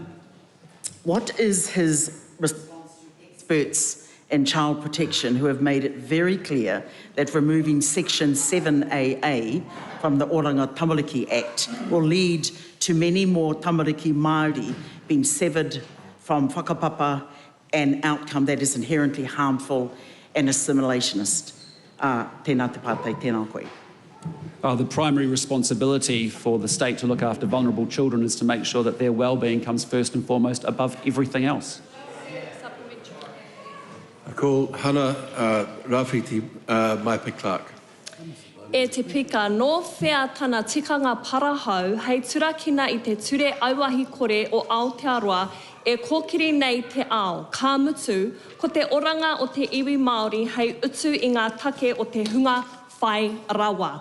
How can he justify scrapping Aotearoa's world-leading smoke-free laws, sacrificing Māori lives to fund tax cuts for the wealthy? We're not. We're going to make sure that smoking rates continue to come down each and every year, as they have done under successive governments. In the last decade, daily smoking has gone from 16% down to 8%. Our government will continue to drive that down. Thank you. We come now to question number 6. Laura Trask. Thank you, Mr Speaker. To the Minister for Workplace Relations and Safety, what is government policy on fair pay agreements? Mr Speaker, ACT and National are both strongly opposed to fair pay agreements. When the law was introduced, both parties opposed it, and both campaigned to repeal it in the first 100 days of this government. As a government, we are committed to acting quickly to remove this law before any fair pay agreements are finalised and the negative impacts are felt by the labour market. Fair pay agreements would reduce choice in workplaces and undermine the flexible labour market which has underpinned New Zealand's economic success for the past 3 decades. Our government believes the best way to introduce the wages of workers is to improve productivity and reduce regulations so businesses have more money to pay staff more. Supplementary. Call on. Okay. You just got signed in, sorry. Sorry? I've got who's that? Supplementary. Camilla Ballett, sorry, my apologies. Yeah. Agree with the statement she made on 6 December when she said, I don't actually believe that fair pay agreements would help low-wage workers increase wages, or does she agree with the advice that she received in the regulatory impact statement that stated the main cost of repealing the FPA system would likely fall on employees and that they may have benefited from increased wages and improved terms and conditions of work? Thank you, Mr. Speaker. I agree with my statement, and I also agree with the recommendations from MB's regulatory impact statement before the fair pay agreements legislation was passed, where MB recommended against introducing fair pay agreements. Come now to question number 7. Supplementary. Apologies, Laura Trask. What economic impacts does she expect if the Fair Pay Agreement Act is not repealed? If any fair pay agreements were finalised, the increased costs would have greatly affected a range of businesses up and down the country, regardless of whether they could have afforded them. This would have increased prices for consumers and could cause business closures, which is worse for employees. I don't consider that a blunt tool will help our labour markets for either employers or employees. Workers could have been negatively impacted, for example, if employers chose to hire fewer people or reduce hours of work due to high costs that they face. Supplementary, Laura Trask. What reports, if any, has she seen on the impact of fair pay agreements on businesses? Many businesses submitted on the introduction of fair pay agreements, concerned about the impacts that they would have. I have a few examples. Horticulture New Zealand said, quote, "This will be a burden on the government to administer and compliance check yet again another regulatory instrument being imposed on business. Most business will likely have to employ additional resource to administer the regime, where their margins are already very stretched." The Federated Farmers of New Zealand said, quote, "Employers are facing an ever-increasing range of compliance and the accompanying costs following the difficult period of the impact of COVID-19 and the likelihood of an approaching recession. We are concerned that as employers face ever-increasing administrative complexities and costs, some business owners will be forced to downsize or simplify their business to avoid employing people, or some close the doors entirely. There are many more." Good. Brevity is always useful in an answer to a question. The Honourable Dr Aishel Verrill, question number 7. Mr Speaker, my question is to the Minister of Health and asks why did he delegate responsibilities for the Smoke-Free Environments and Regulated Products Act 1990 to the Associate Minister of Health, Honourable Casey Costello, and why has he not made any delegations to other Associate Ministers of Health, Honourable Matt Ducey and Honourable David Seymour? Dr Retty. Thank you, Mr Speaker. Mr Speaker, the current delegations I have given to the Associate Minister of Health, Honourable Costello, give effect to the coalition agreement with New Zealand First. I can assure the Honourable Member that the remaining delegations will be finalised shortly. So can the Minister confirm that when setting the delegation to the Associate Minister, Honourable Casey Costello, he set an expectation that she repeal the 2022 amendments to the Smoke-Free Environments and Regulated Products Act 1990, either directly or by reference to the National New Zealand First Coalition Agreement? And if not, why not? The Minister expressed an interest in the delegation and I agreed. Why then did the Minister request his associate repeal a law that would save over 8,000 lives, extend Māori life expectancy and save billions in healthcare costs? Yeah, I think the problem with that question is it makes a whole lot of assertions that are not currently in front of the House. So I think the members might like to consider rewording that supplementary. Mr Speaker, why did the Minister request his associate repeal a law that was shown in modelling submitted to the Select Committee would save over 8,000 lives, extend Māori life expectancy and save billions in healthcare costs? A point of order, Christopher Bishop. We're in a bit of difficulty here, Mr Speaker, because the primary question as worded is actually about an extremely specific and narrow area of the Minister's responsibility. It's actually about the process of delegation for the responsibility of a specific act to a specific associate minister. And the Minister's question is straying into the substance of the actual law that's potentially at issue. If the Minister wanted to ask about that, she should have put a question down about that law. She didn't. Well, I'm sure that's the case. Speaking to the Right Honourable Chris Hipkins. The member's question is simply seeking elaboration on the last answer that Dr Reti gave. Look, the question does need to come much closer, the supplementary, to the primary question, notwithstanding that it may have moved slightly from in the Health Minister's response, but not as far as perhaps Mr Hipkins is suggesting. Mr Speaker, is it the Minister's expectation of the delegation that the Associate Minister will repeal the 2022 amendments to the Smoke-Free Environments and Regulated Products Act and therefore cost, as per the regulatory impact statement and evidence at Select Committee, over 8,000 lives, losses to Māori life expectancy and billions in healthcare costs? To the member, it is my expectation that the Minister will fulfil her duties under the delegation. Supplementary, Right Honourable Mr Peters. Could I ask the Minister, was the 2022 target smoke-free at 2025, at the end of it, which is not too many months away from now, was it ever zero smoking or 5% smoking? And what sort of fraud target is that? To the Minister, the target itself, through all the documents I've seen, were unlikely to be achieved even with that government's proposed policies. Did he consider his obligations under the Framework Convention on Tobacco Control to keep tobacco industry influence out of government before making the delegation to the Honourable Casey Costello, who has previously chaired the Taxpayers Union, an organisation reported to receive funding from tobacco companies? I considered all the required responsibilities when I made the delegation, and the Minister has full confidence in the Minister. Thank you. We come now to... Well, can I just say to the member, that question was really quite a long way from where we need to be.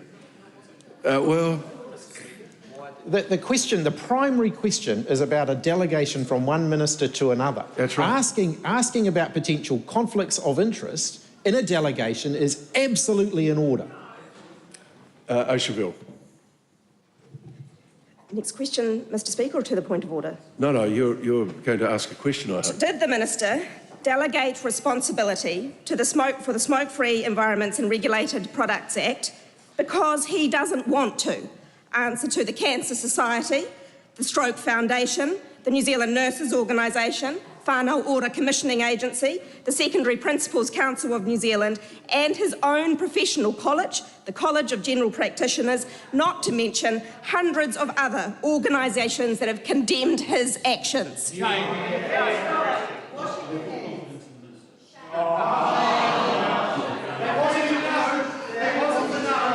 Come now to question number 8, Grant McCallum. My question is to the Minister of Energy and asks, what recent announcements has he made on the Lake Onslow pumped hydro scheme?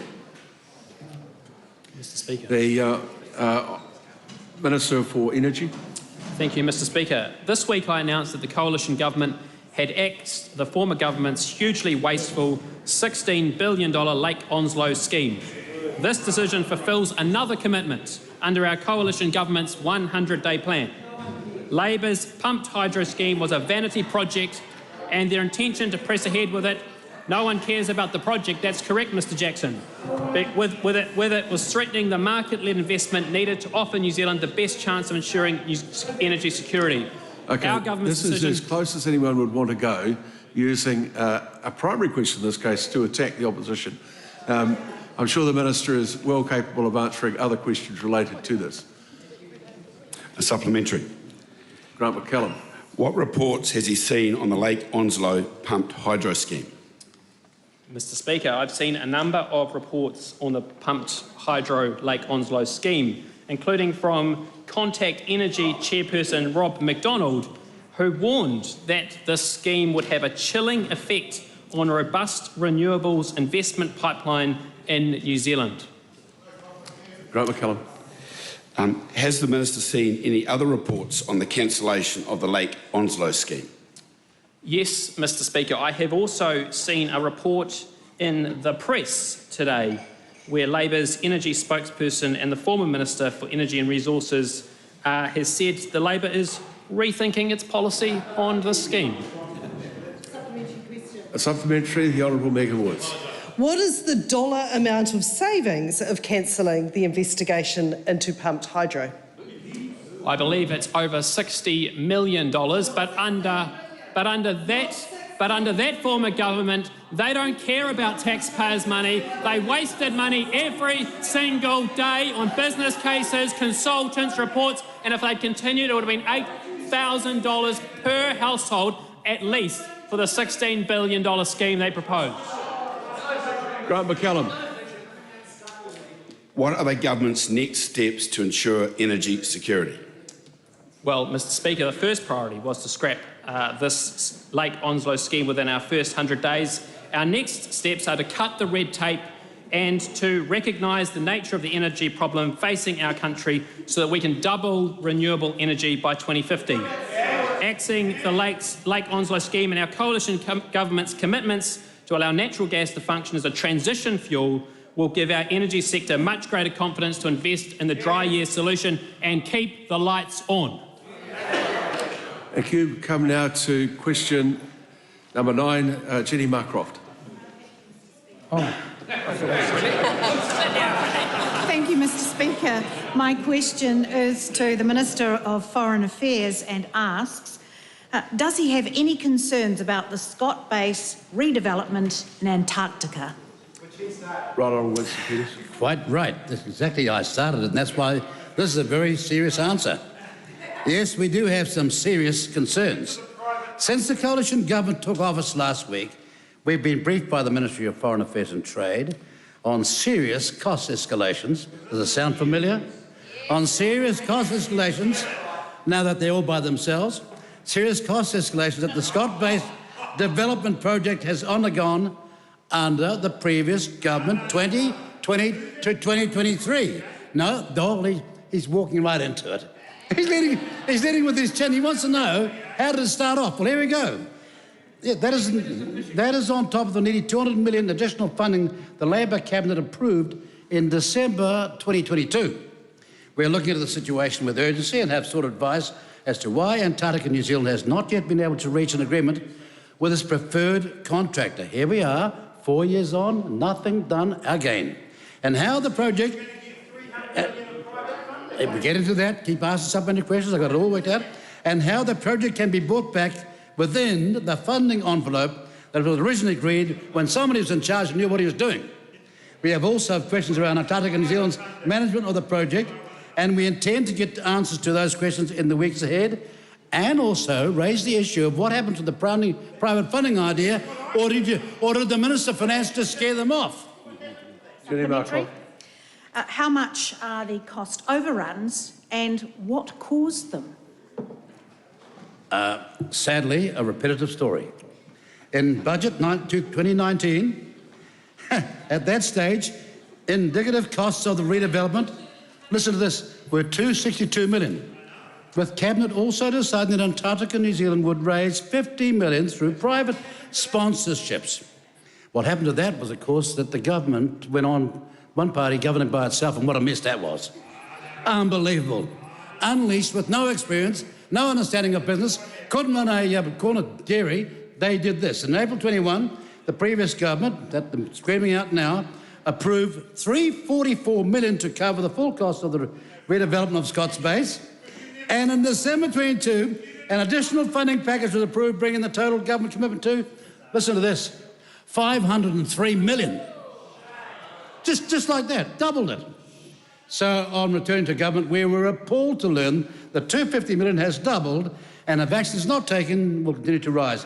The previously agreed $50 million sponsorship has also disappeared, a decision we're going to find and get to the bottom of. We have now been advised that yet more additional funding may be required to complete the project. Supplementary? Yeah, just before you do, I think you've got to moderate those answers. There's a very long answer. I was struggling to stay with it. And I represent the general public here.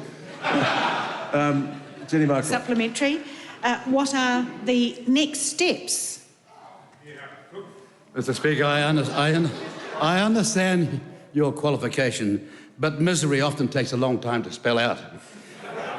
Look, various options have been considered by Antarctica New Zealand, and we made it clear to officials that we will only consider options that are costed to remain within the overall project budget that was originally agreed and as close as possible to the initial timeline of delivery, because time costs money and we are concerned at the terrible waste and future potential delays. Supplementary. Jenny Markle. Why is New Zealand redeveloping Scott Base? Mr. Speaker, it may not seem so important, but the reality is it's a redevelopment project important to this country's strategic national interests. We're committed to ensuring Scott Base is an effective, safe and sustainable base, a base for globally significant science, working with partners such as the United States. The flow-on impacts to New Zealand and the rest of the world of this scientific research is critically important, but the project must be completed in a cost-effective and timely manner which respects the hard-earned money of Kiwi taxpayers, and no more outsiders think they can rip the taxpayer off because the people doing the auditing don't know what they're doing. Like that man over there. Come now to question number 10 in the name of the Honourable Willie Jackson. Mr. Speaker, to the Minister of Māori Development, is he committed to the goal of achieving 1 million speakers of Te Reo Māori by 2040? Speaker. I call the Honourable Tama Potaki. I'm committed to encouraging as many people as possible to learn and speak Te Reo Māori, Te Reo Rangatira. Beautiful, beautiful, Mr. Speaker, beautiful. Mr. Speaker, to the Minister, why is this government attempting to cut courses along with other Māori initiatives then that are designed to grow Te Reo speakers? Mr. Speaker, there are many ways for people to learn Te Reo Māori on the marae, in the kouta, even here in Te Whare Paramata, Wānanga like Te Wānanga o Aotearoa.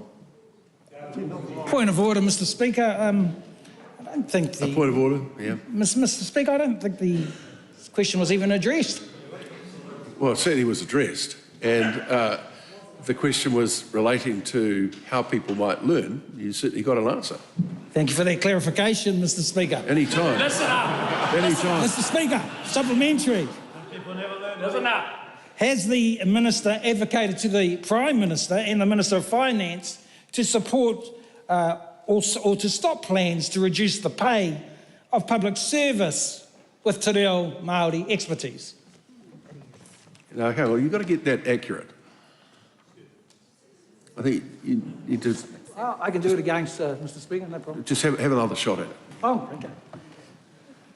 Mr. Speaker, to the Minister, has the Minister advocated to the Prime Minister and the Minister of Finance to support or stop plans to reduce the pay of public service with Te Reo expertise? Sorry, Mr. Speaker, public servants. Oh, that wasn't the bit. You got the other bit right.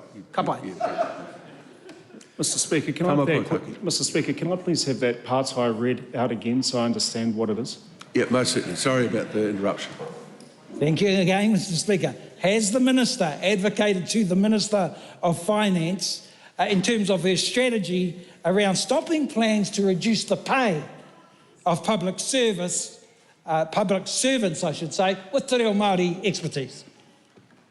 Mr Speaker, we were elected to get the economy back on track and are aspirational for Māori and New Zealanders. To the extent which I am able to, I understand that the government is reviewing all allowances across the public service. Mr Speaker, is the Minister going to fight for Māori, or is he going to cower to the whims of the Minister of Finance and Minister Seymour? Honourable Willie Jackson, that's an out of order question, so you have another go, get it in order. Mr Speaker, can the Minister commit to Māori that he will not cut any further initiatives that are designed to preserve te reo? Mr Speaker, I am committed to advocating and speaking te reo Māori every day. Order, Mr Speaker. Point of order, Mr Speaker. He didn't even touch that question. Didn't even address it. Well, as you know, all speakers sitting here will say that if someone answers a question, they are addressing it. And that's pretty clear in speakers' rulings all the way along. As far as and I've been on the end of questions feeling a little bit let down like yourself, but that's nonetheless the answer that's been given. So the question, no, of course it's not. Don't get like that. Sorry, private conversation there. So the Minister may wish to say a little more about ongoing intentions. E kahana au ki te tautoko I te anga whakamua o te reo Māori, ki wiwi, ki wawa, ki tēnei whare. We come now to... Sorry? Is it point of order? Supplementary. Oh, supplementary, by all means. To the Minister of Māori Development. Will the Minister, beyond te reo Māori, support pueru Māori, art, weaving, costume making, given that Parliament has been presented with a headdress upon the leader of the Māori Party's head, which looked like a mutton bird? No, sorry. Nice try, not flying. Question number 11? No. Question number 11, Katie Nimmin. Mr Speaker, to the Minister of Education, what reports has she received on student achievement? Mr Speaker, the 2022 PISA results released this week show a decline in the performance of 15-year-old students in maths compared to 2018 and confirms the long-term trend of declining achievement in core subjects. Supplementary. What do these results show? Mr Speaker, these results show us that our education system has continued to deliver declining outcomes for learners, but our government has a plan to turn this around. Supplementary, Mr Speaker. Katie Nimmin. Does the government have plans to change this? Mr Speaker, we certainly do. In our first 100 days, the Coalition Government is moving with urgency. We are removing distractions from classrooms by banning cell phone use during the school day in order to lift engagement, achievement and, importantly, well-being. We also will ensure that students at primary school receive at least 1 hour of reading, writing and math throughout every day. Supplementary, Mr Speaker. Katie Nimmin. What else is the government doing to turn around the declining levels of achievement? Mr Speaker, this is just the very start. Our Teaching the Basics Brilliantly policy builds an important foundation to ensure young people receive the high-quality education they deserve that allows them to live the life that they want. Our government will ensure that we have a knowledge-rich curriculum, consistent measures of student progress and structured literacy in every primary classroom. Thank you. Come now to question number 12, Goldsworth Garriman. Thank you, Mr Speaker. To the Minister for Foreign Affairs, will he lead the government to join the United Nations Secretary-General, the International Committee of the Red Cross and the majority of New Zealanders, according to a recent poll, to call for an immediate and permanent ceasefire in Gaza? And if not, why not? Mr Speaker, in the 8 weeks since Hamas unleashed its shocking attack of terror in the people on the people of Israel, targeting civilians, including young children, we have witnessed a devastating level of human suffering and loss of life. As in today's motion, we can all agree that a ceasefire, a permanent cessation of armed hostilities, would be the ultimate outcome we all seek. No one in this House wants this conflict in the Middle East. But for a durable ceasefire to be viable, the parties must take urgent steps towards establishing a ceasefire. But we recognise that getting to that point is not straightforward. Simply calling for a ceasefire does not make one a reality. That's why we're calling on all parties and all countries with influence in the region to take urgent steps towards establishing a ceasefire now, permanently. Supplementary. Garman. Does he acknowledge the deaths of over 16,000 Palestinians, more than 7,000 of whom are children, and that the disproportionate targeting of civilians can never constitute an exercise of the right to self-defence? Mr. Speaker, we are concerned about such reports. They raise serious questions about whether international humanitarian law is being fully observed. Accountability for breaches of international humanitarian law is crucial. Whether these have been committed requires a decision from a competent judicial body, such as the International Criminal Court, and it is not for me to comment on specific cases without the facts and evidence. We support the gathering of evidence of possible war crimes for an International Criminal Court process. Supplementary. Does he acknowledge the verified targeting of journalists, doctors, nurses and medical facilities and entire civilian neighbourhoods, and that this can never constitute an exercise of the lawful right to self-defence? Mr. Speaker, of course we acknowledge that, but we also wonder why there's such an absence of the mass assault and massacre on the 7th of October this year. Why are we hearing just one side of the story is what a lot of people with balance and fairness want to know. Supplementary. Does he acknowledge the restriction by Israel of aid corridors into Gaza, which has left over 2 million people without adequate access to water, food and life-saving medicine, and that cutting off of humanitarian aid to civilians is considered a war crime and therefore can never constitute the right to self-defence? Mr. Speaker, for a trained lawyer, coming to a conclusion on a case before you've heard the evidence laid out for you is not a sound way of behaving. That's what a legal training means. You first hear the evidence and then, against the precepts of principles and precedents, we then make a decision. Not going to make a judgment without any facts before we come to that judgment. Supplementary. Garman. When will Aotearoa take a strong international position calling for the prevention of genocide, as is our obligation pursuant to the Genocide Convention, to protect the rights of children, as is our obligation pursuant to the UN Convention on the Rights of Children, and to act in the interests of global peace and security where war crimes are alleged? As in the previous answers, when we have seen international bodies charged with the conclusions that might arise from such an investigation, coming to those conclusions, and not beforehand by making allegations without again laying out the factual evidence or the balance of the 7th of October this year, when out of left field with no information or forewarning at all, so many, hundreds and hundreds of people have lost their lives, and then people were made hostages. And again, we want to see balance and fairness when we approach these international issues and not just one side of the story.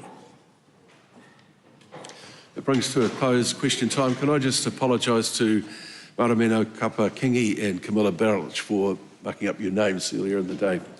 I'll do better next time. Leader of the House. Mr. Speaker, I seek leave to move government notices of motion numbers 2 to 3 in my name. Leave is sought. Is there any objection to that course of action? It being done, please go. I move government notice of motion number 2, that the sessional order regarding the term amendment paper be adopted with effect from the start of the next working day. The question is that the motion be agreed to. Those of that opinion will say aye. To the contrary, no. The ayes have it. Thank you, Mr. Speaker. I move government notice of motion number 3, that the sessional order regarding the swearing in of a member outside the chamber be adopted with effect from the start of the next working day. The question is that the motion be agreed to. Those of that opinion will say aye. Aye. To the contrary, no. The ayes have it. We come now to order of the day, the address and reply debate. interrupted debate on the address and reply and the amendment proposed to it. Mr Speaker. I call the Honourable Christopher Bishop. Thank you very much, Mr Speaker. And isn't it good to be back in Parliament?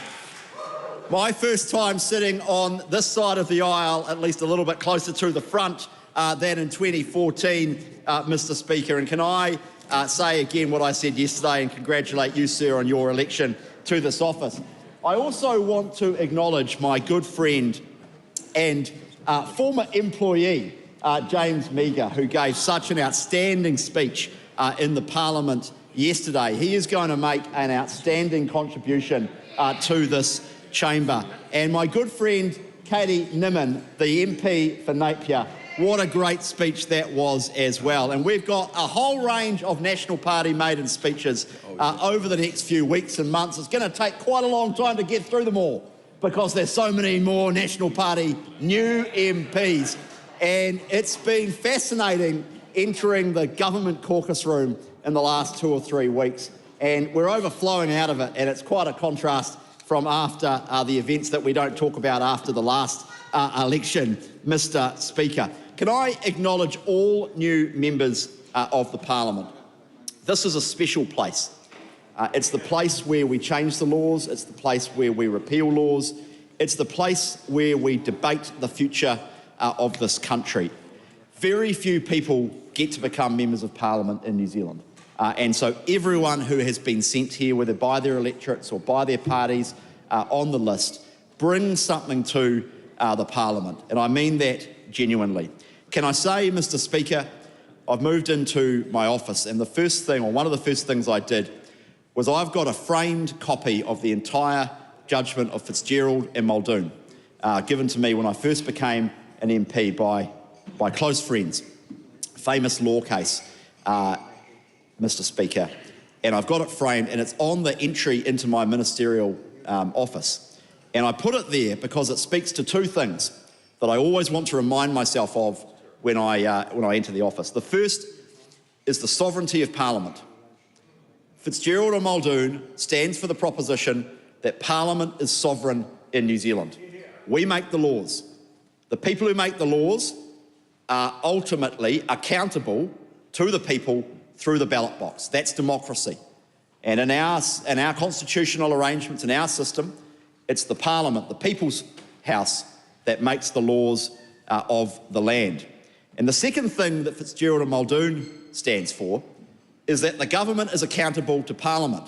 Because, of course, the famous case makes the point that Mr Muldoon couldn't just suspend the law of Parliament by fiat or press release or decree. To actually change the law, you have to go to the Parliament to do so. And I want it to be a reminder to myself that we as ministers are accountable to the Parliament. And that's ultimately what the next 3 years will be about. We're going to have robust debates in this place. We're going to put forward legislation. The opposition's not going to like it. We're going to have some good old Barneys in the House. And it's going to be good, but ultimately Parliament's sovereign and we will, as a government, be accountable to it.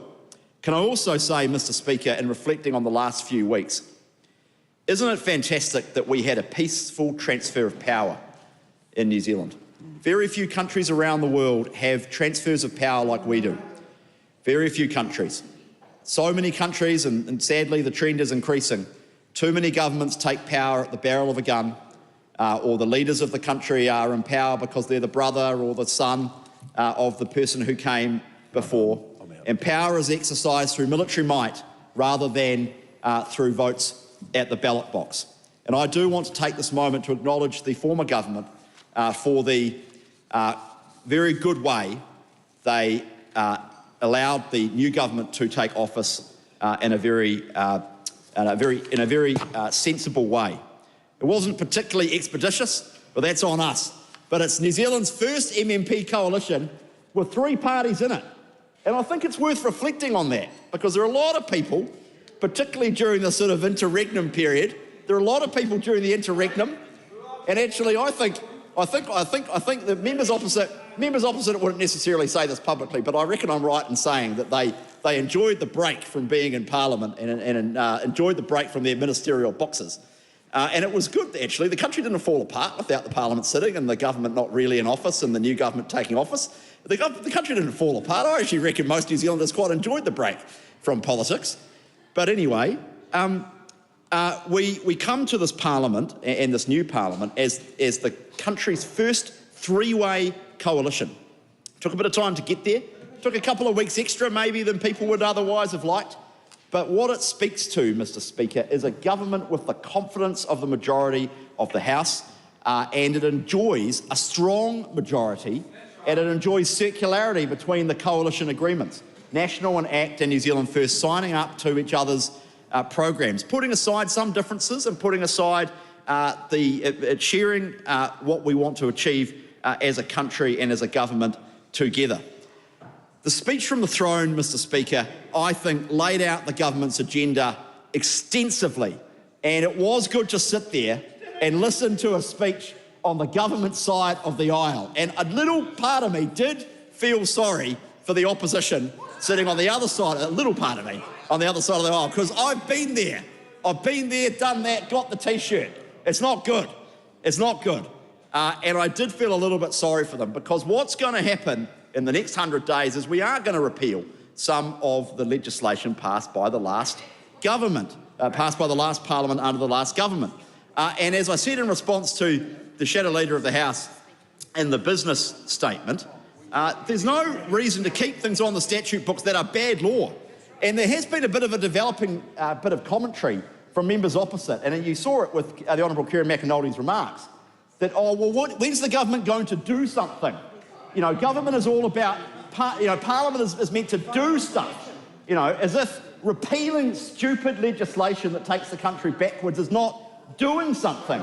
And I think it speaks to everything that the Labor Party think about government and about Parliament, that we have to spend more money, we have to do things, set up a new government program. The way to achieve economic transformation is to get all the officials into a room and consult with the stakeholders and get the external consultants in to write a glossy document. Economic transformation isn't created by literally writing a 100-page glossy document with thousands of officials creating it called economic transformation. Economic transformation takes place by individual decisions by businesses and individuals and families up and down the country. The individual businesses and sole traders making that courageous decision to hire a new person or invest in a new piece of machinery or actually to get on that flight to go to Australia or further afield and try and sell their business or their services. And it speaks, I think, to the previous government's attitude that economic transformation is all just about issuing press releases and all about publishing glossy documents, and that government is always about doing things. It's always about having to create stuff.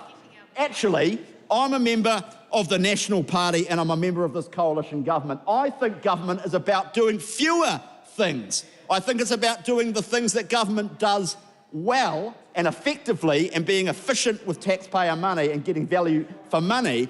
But I actually think we'd be better off if government did fewer things, if government reduced as a proportion of GDP, if government got out of the way of businesses and families. And that's why this government is committed to cutting red tape and investing in productivity-enhancing infrastructure to get government out of the way and let Kiwis get on with their lives. We need less government in this country and in this economy, not more government, because we've seen the outcome of more government. We've seen what a ginormous increase in government spending does, like we saw over the last 6 years. We have the OCR, the official cash rate, at the highest it's been since 2008. We have ever-increasing debt. We have deficits as far as the eye can see, Mr Speaker. The books bequeathed to us by Grant Robertson and the Labor Party are not in good shape. And over the next few weeks and months, and probably beyond that as well, we will be doing an exposure exercise to show to the New Zealand people just what a shoddy job the last government did and what a terrible situation the incoming government inherits. And let me tell you, Mr. Speaker, it is going to be a job to turn it around.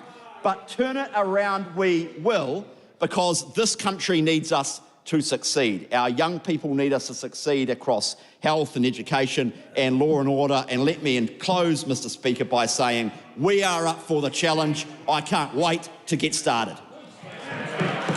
Honourable Grant Robertson. Madam Speaker, there's one good thing about the government opposite, and that is that the member who's just resumed his seat has not taken on the role of Minister of Finance, because we've discovered in the last week or so that he can't tell the difference between the number 1 and the number 35, Madam Speaker, because Chris Bishop seems to think that the outcome of the previous government's smoke-free changes was there would be one outlet in all of Northland selling cigarettes, when in actual fact, the publicly available number was 35, Mr. Speaker. And that tells you all you need to know about Mr. Bishop's mathematical ability, and sadly also about this government.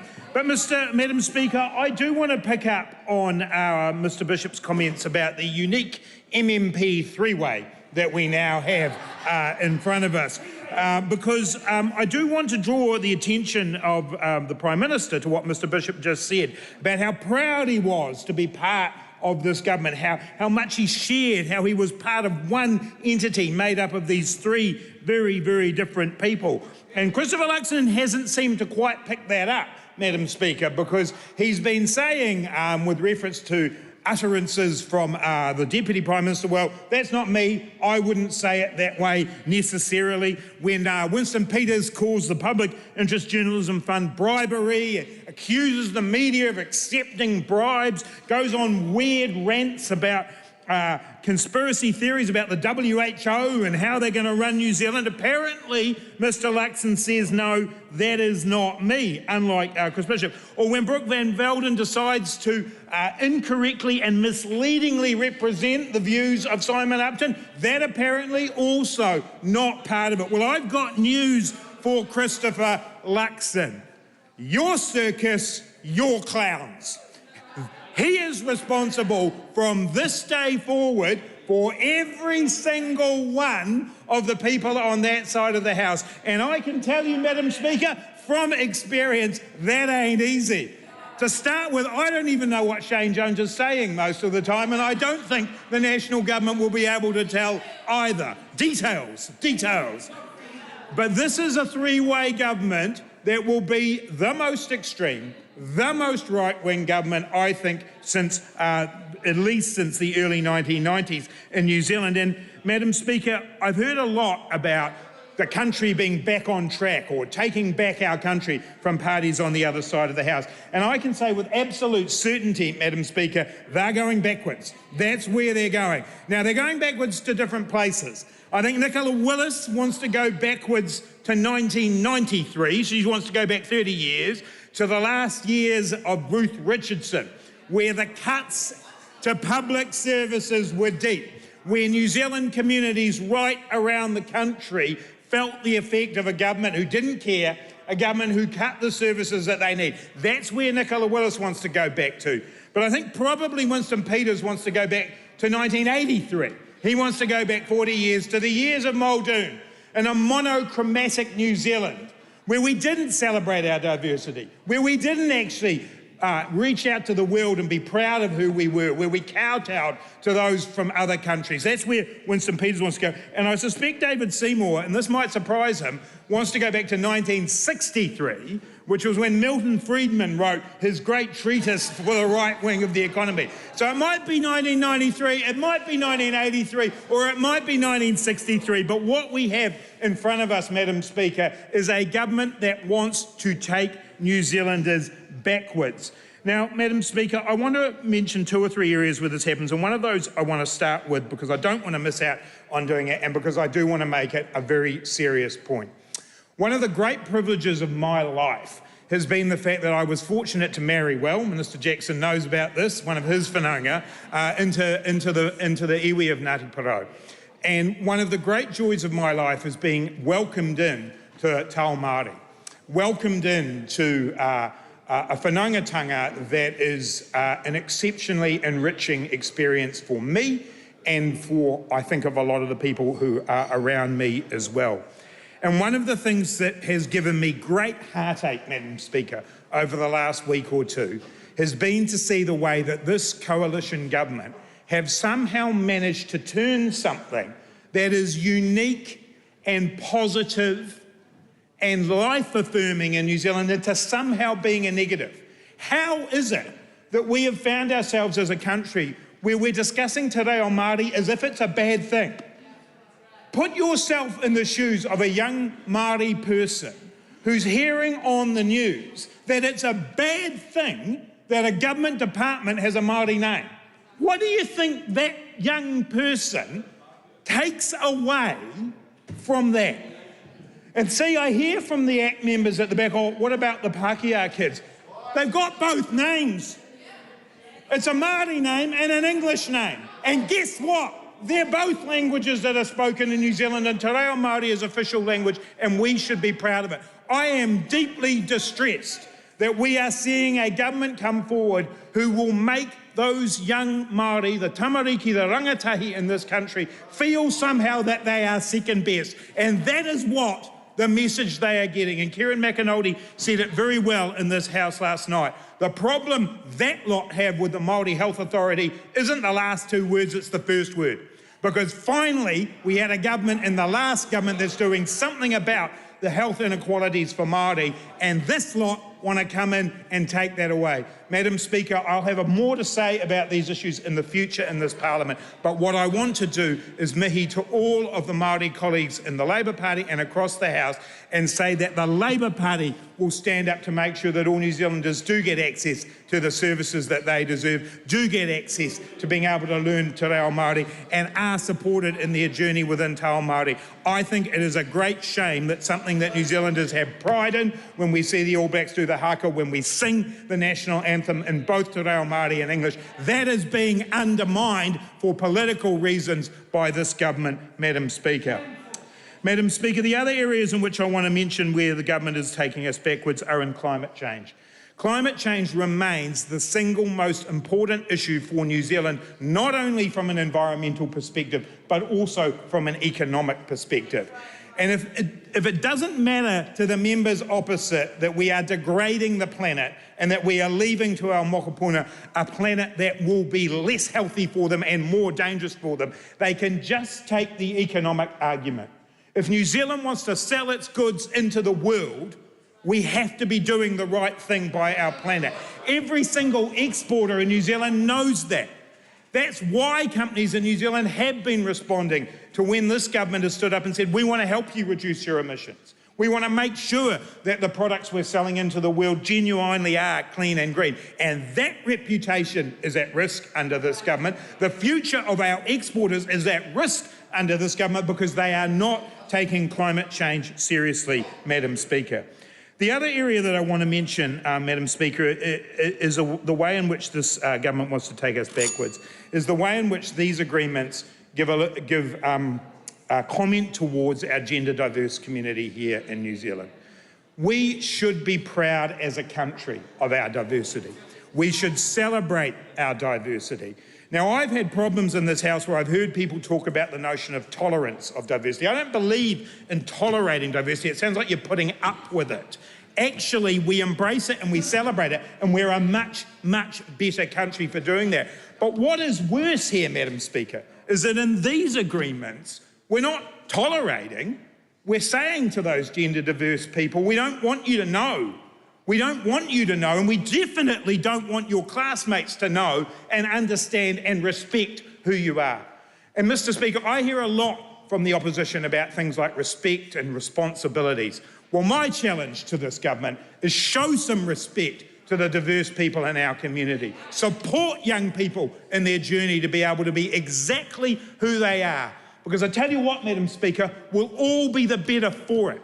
If people grow up being confident in who they are, be they Māori or be they someone from our gender diverse community, the rest of us benefit from that. We benefit from moving forward together, not dividing ourselves up. And that's what this coalition government seems to be hell-bent on doing.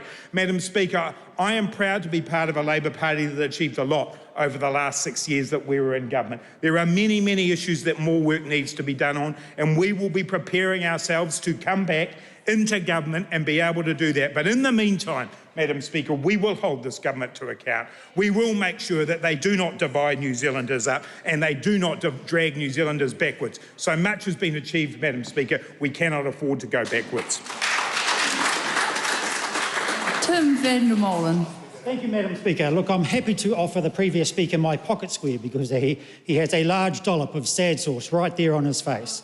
But cheer up, Mr Robertson. It is time to accept that the public have spoken. They have resoundingly told us here in this House that the Labor government was a failure. Time and time again, this government, the previous government I should say, let down the country. And we saw Kiwis up and down New Zealand changing their minds at the polls. And thank goodness they did, because there are so many examples, so many cases of this country going backwards. And I heard it consistently in the mighty Waikato on the campaign trail. People were worried that their groceries cost too much, that their kids weren't learning what they should be at school, that their parents couldn't get the hospital care they needed, and that the local dairy kept getting ripped off. And it was that simple, Madam Speaker, across the board on those key measures that matter to Kiwis, they were being let down. Thankfully, change is here. We have a government now, a coalition government, that is ambitious for New Zealand again, that has a plan and will actually deliver outcomes. And that's one of the big things that I think was missing in the previous government. And sure, as we heard earlier on in the debate before question time, everyone comes here with good intentions, but they simply did not deliver better outcomes for New Zealanders. And ultimately, that's what Kiwis want. Most Kiwis don't follow politics too closely. They just want to know that their lives are being improved over time because they have more opportunities themselves. They have the ability to get a good education, to get the healthcare they need, to feel safe in their communities, and to have a prosperous career or a successful business because of the environment that the government of the day has helped to enable. And it's that enablement that a government should do. It is not up to the government to tell people how to live their lives, to give them the solutions, but to actually offer them the opportunity to succeed. And that is what this government is absolutely committed to. And I am very encouraged by that. And especially in the Waikato, the beautiful Waikato, we have a lot of opportunity ahead of us under this government. When we look at some of the ambitious projects that have been outlined under our 100-day plan and indeed in the broader policy suite, the Waikato will be in good heart. The continuation of the Waikato Expresso is a fantastic and much-needed project that will help to save lives, help to reduce congestion and grow the economy. Ultimately, linking that through to the Bay of Plenty with my colleagues Tom Rutherford and Sam Uffindale will be a fantastic piece of infrastructure that this country needs, linking our 4th and 5th largest cities and up the road to Auckland as well. This is the sort of infrastructure that a government needs to provide for the country to be able to prosper. And that's where we've been let down. And we can see that with the few significant infrastructure projects the last government put forward, none of which actually commenced or progressed at all. They just didn't have that same ambition to achieve. And that is where we are very focused on actually enhancing outcomes, delivering outcomes for New Zealanders. And it has been fantastic, Madam Speaker, over the last couple or nearly 2 months since the election, as I've gone to a wide array of events around the electorate and building into the Christmas period. There's always a lot of those sorts of community events on. The level of optimism is magnificent. Everyone is positive about the opportunity ahead of us. And that, for me, is, well, it's humbling because it's up to us. We have the opportunity now to deliver for New Zealanders, and I'm confident we can. But actually, it's more like what I remember of New Zealand, a place where people are confident that if they put in the hard yards, they will succeed, that their communities can succeed, that all of New Zealand can succeed off the back of that. And I don't think we've seen that for a number of years now. I was increasingly saddened time after time as constituents over the last few years came in with a broad array of complex challenges, many of which had been exacerbated under the previous government policies. And it was simply, well, it was really sad. It just was, because these were people who really wanted to get ahead. And in many instances, it was around housing-related issues, and we've seen that wait list for public housing go through the roof, an extra 20,000 under the previous government, despite them saying that housing was going to be one of their key solutions that they first came in on. Of course, we all know about KiwiBuild and how that was an abject failure. But actually, what we saw time and time again in these areas was just a failure to deliver, and Kiwis got despondent off the back of that. And I think we've seen that morale lift significantly. And we're not out of the woods. There are tough times. We are still not seeing the economy in a position where we would like it to be. We have work to do in that space, but we're committed to that work. And that's why we're seeing the first piece of legislation coming through next week, helping to get the Reserve Bank back focused on that core mandate so that we can get the economy back under control, get that cost of living under control, and help people to be better off. Simple things that make a difference in people's lives. Direct outcomes, and that's how we will be holding ourselves to account on this side of the House. Are we delivering better outcomes than what Kiwis had before the election? And I have every confidence that we will be able to answer a resounding yes in that regard. Now, I've mentioned the expressway and of course the Waikato, heart of farming. It's the biggest dairying region in New Zealand. It's the land of milk and honey. It's a wonderful place. I can't advocate strongly enough for it. And we are very delighted to be able to bring forward a range of solutions for our rural sector as well. And of course, there are many great rural sectors in New Zealand. And I do want to acknowledge my colleagues in the House, returned and new members. And actually, we have a lot of members now with a farming background, and that is fantastic to see. We represent a broad array of electorates across the country, and that farming backbone of New Zealand is absolutely critical. It's what New Zealand was founded on. And when you think about not just the economic contribution, but the spirit of Kiwis, the sense of community, those things that you see underpinned so well and represented daily in rural communities, absolutely. There's a whole range of rural representatives here on this side of the House, and we are delighted to be able to advocate strongly for them. So I am confident we will be able to help get rid of some of that red tape. And that was one of the key drivers for me getting into politics, Madam Speaker, was to reduce the red tape and compliance. As a business owner and a farmer, I've seen the impact of that. We need to shift the dial so that people can succeed. Our productivity has continued to decline for some time, and now we are focusing on addressing that. I am confident we are going to have a fantastic 3 years and make some really meaningful change. Of course, health and education are another couple of big areas, and I do just want to touch briefly on health, because in the Waikato we will be, in our first 100 days, signing a memorandum of understanding with the University of Waikato about establishing a third medical school. And that is a wonderful project that will actually deliver meaningful outcomes.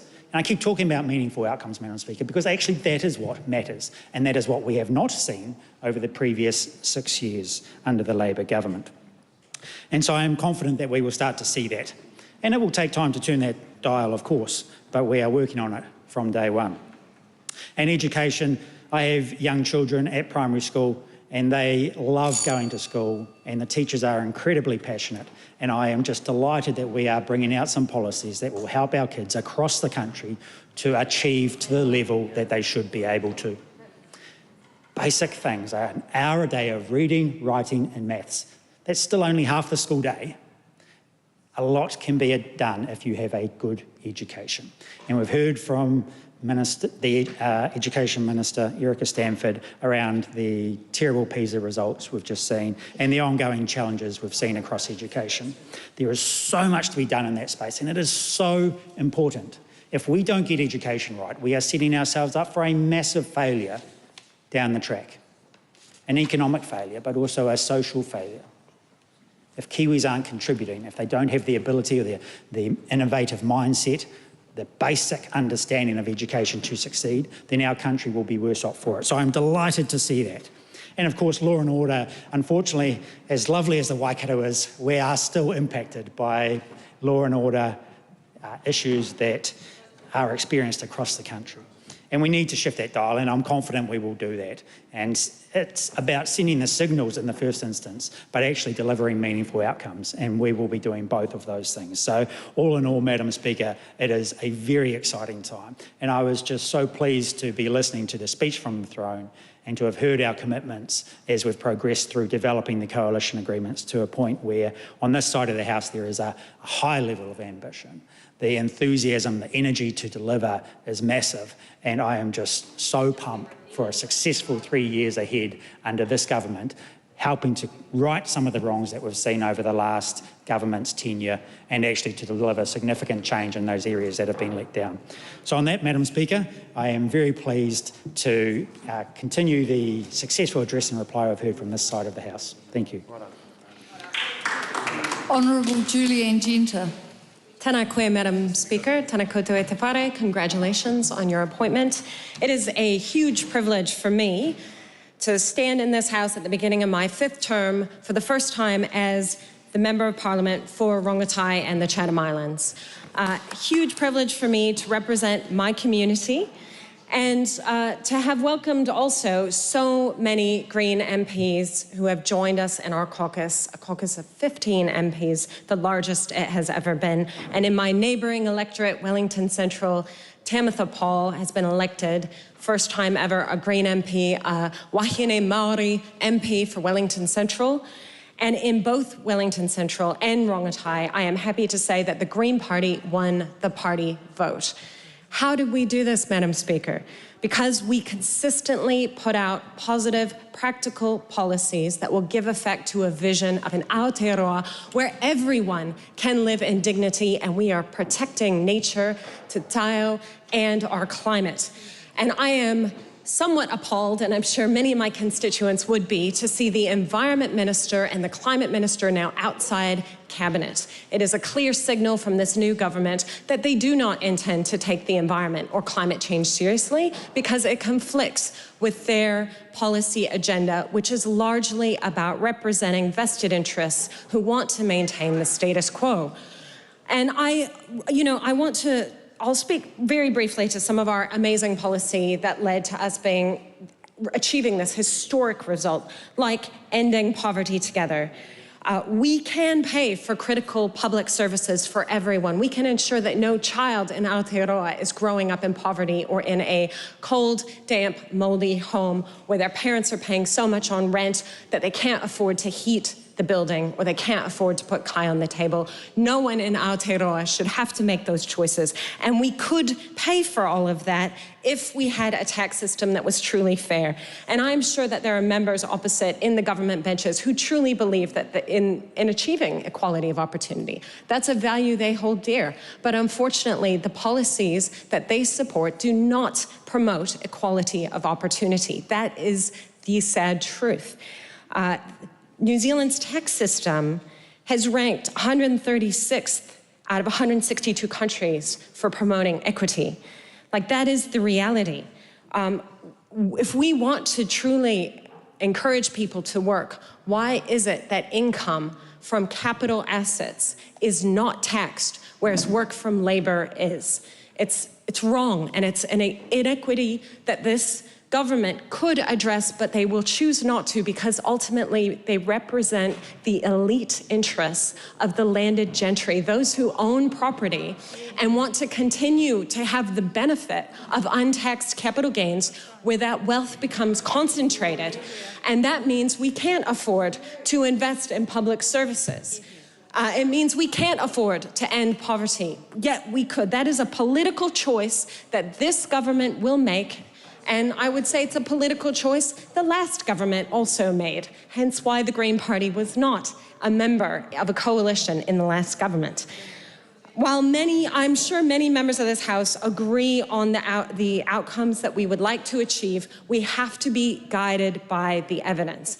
And the evidence is there are certain actions that we must take if we believe in equality of opportunity, if we want to enjoy the benefits of living in a society where we're investing in our people rather than spending the money to build prisons, to lock them up, to punish them for being poor or for being addicts. It's not right. I come from a country that has gone down that sad road of promoting inequality while a small percentage of 100 millionaires and billionaires enjoy their private jets, we have a society that is increasingly divided, and we see it in the United States where 50 million people can't afford health care, and they're spending more money on prisons. It doesn't make sense.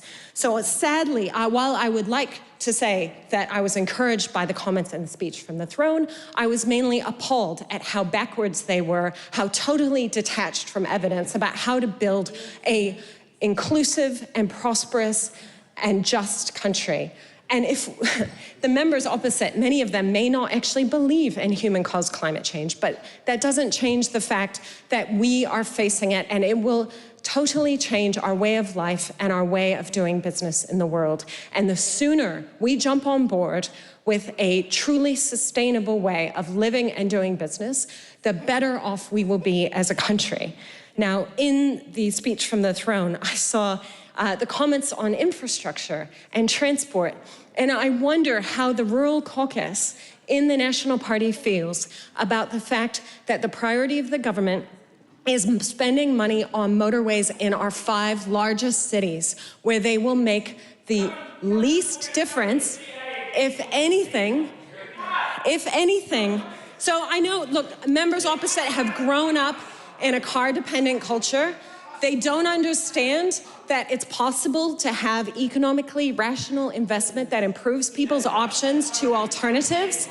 But the reality is, and we have 50 years of data on this, Madam Speaker, if any of the members opposite would like to see it, that urban motorways do not reduce congestion, they make it worse, that the billions of dollars spent in central Wellington on an extra lane, an extra kilometre of lane is not going to make it easier to get to the airport, that those billions of dollars spent in central Wellington and on the fringe of Auckland and in Christchurch are billions of dollars that this national-led government will not be spending on the rural roads in the regions that actually need investment.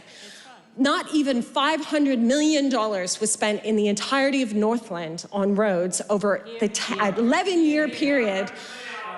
9 years of that was under the national government, and they are planning to spend over $2 billion for an extra kilometre lane in central Wellington because they believe that it will make it 30 seconds faster for them to drive from the airport to the Beehive. Sadly, we know that's not true because of induced traffic. But the question is, if this government truly represents the economic concerns of the people living in rural areas, why are they proposing to spend billions of dollars on highways in the urban areas where they are more expensive, where they make traffic worse? It's because they're ignorant. They are ignorant fools, this government.